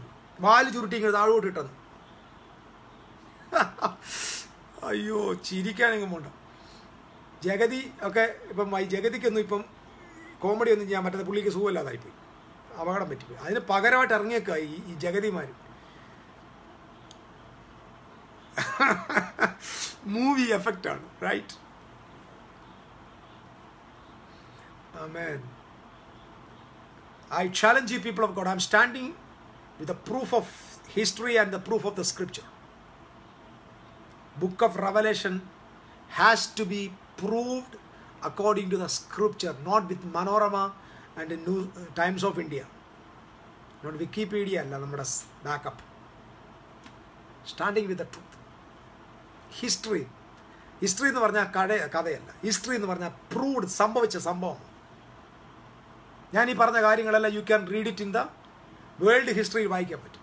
ബൈബിളും വേൾഡ് ഹിസ്റ്ററിയും തമ്മിൽ ഭയങ്കര, നിങ്ങൾ യെശയ്യാവിൻ്റെ പ്രവചനം പഠിച്ചു നോക്കും, മൊത്തം വേൾഡ് ഹിസ്റ്ററിയാണ്. ദാനിയേലിൻ്റെ പ്രവചനം പഠിച്ചു നോക്കും, ഫുൾ വേൾഡ് ഹിസ്റ്ററിയാണ്. 11-ാം അധ്യായം ഞാൻ പറഞ്ഞില്ലേ, 4 days I spent, 4 ദിവസം.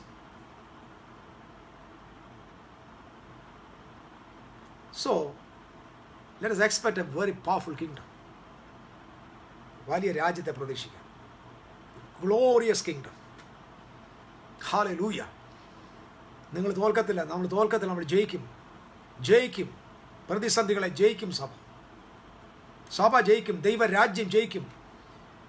മതത്തിൻ്റെ അടിമത്തത്തിൻ്റെ ഒരു ജനറേഷൻ എഴുന്നേറ്റ് വന്ന് തെളിയിക്കുക.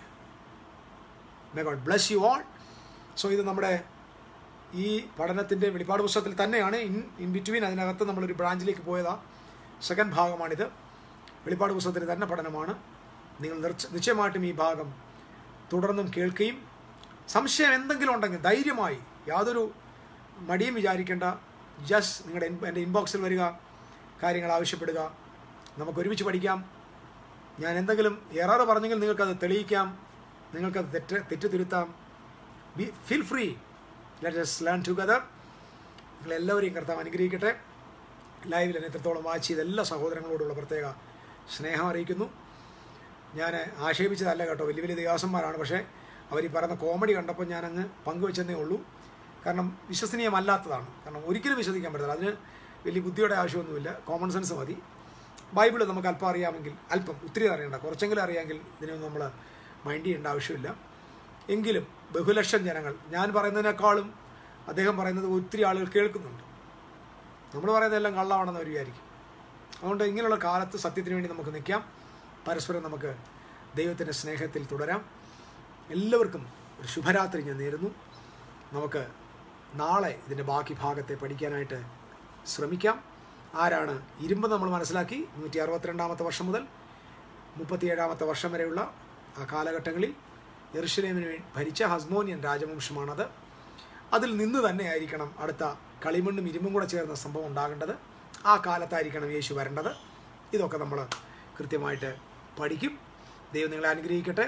നിങ്ങളുടെ പ്രോത്സാഹനത്തിനും നിങ്ങളുടെ നല്ല കമൻസിനും എല്ലാറ്റിനും ഞാൻ നന്ദി പറയുന്നു. കർത്താവിൻ്റെ വരവ് താമസിക്കുന്നെങ്കിൽ നമുക്ക് വരവ് താമസിക്കുന്നതല്ല, സോറി, അത് അറിയാതെ പറഞ്ഞു പോയത്. കർത്താവിൻ്റെ വരവ് 25 വർഷമായിട്ട് പറഞ്ഞൊരു പിഴയാണ്, ക്ഷമിച്ചേരും. 25 വർഷമായിട്ടുള്ളൊരു പിഴയാണ്. ദൈവം കൃപ നൽകിയാൽ നമുക്ക് നാളെ വീണ്ടും കാണാം. Good night. നല്ലതായിട്ട് റെസ്റ്റ് എടുക്കാം. നിങ്ങളെ അനുഗ്രഹിക്കട്ടെ. നിങ്ങളിത് സ്റ്റോപ്പ് ചെയ്യുന്നതിന് മുമ്പ് ഇത് മറ്റുള്ളവർക്ക് ഷെയർ ചെയ്യും കൂടെ ചെയ്യുക. നിങ്ങൾക്ക് പ്രയോജനപ്പെടുന്നു തോന്നുന്നെങ്കിൽ share it. God bless you all. Amen.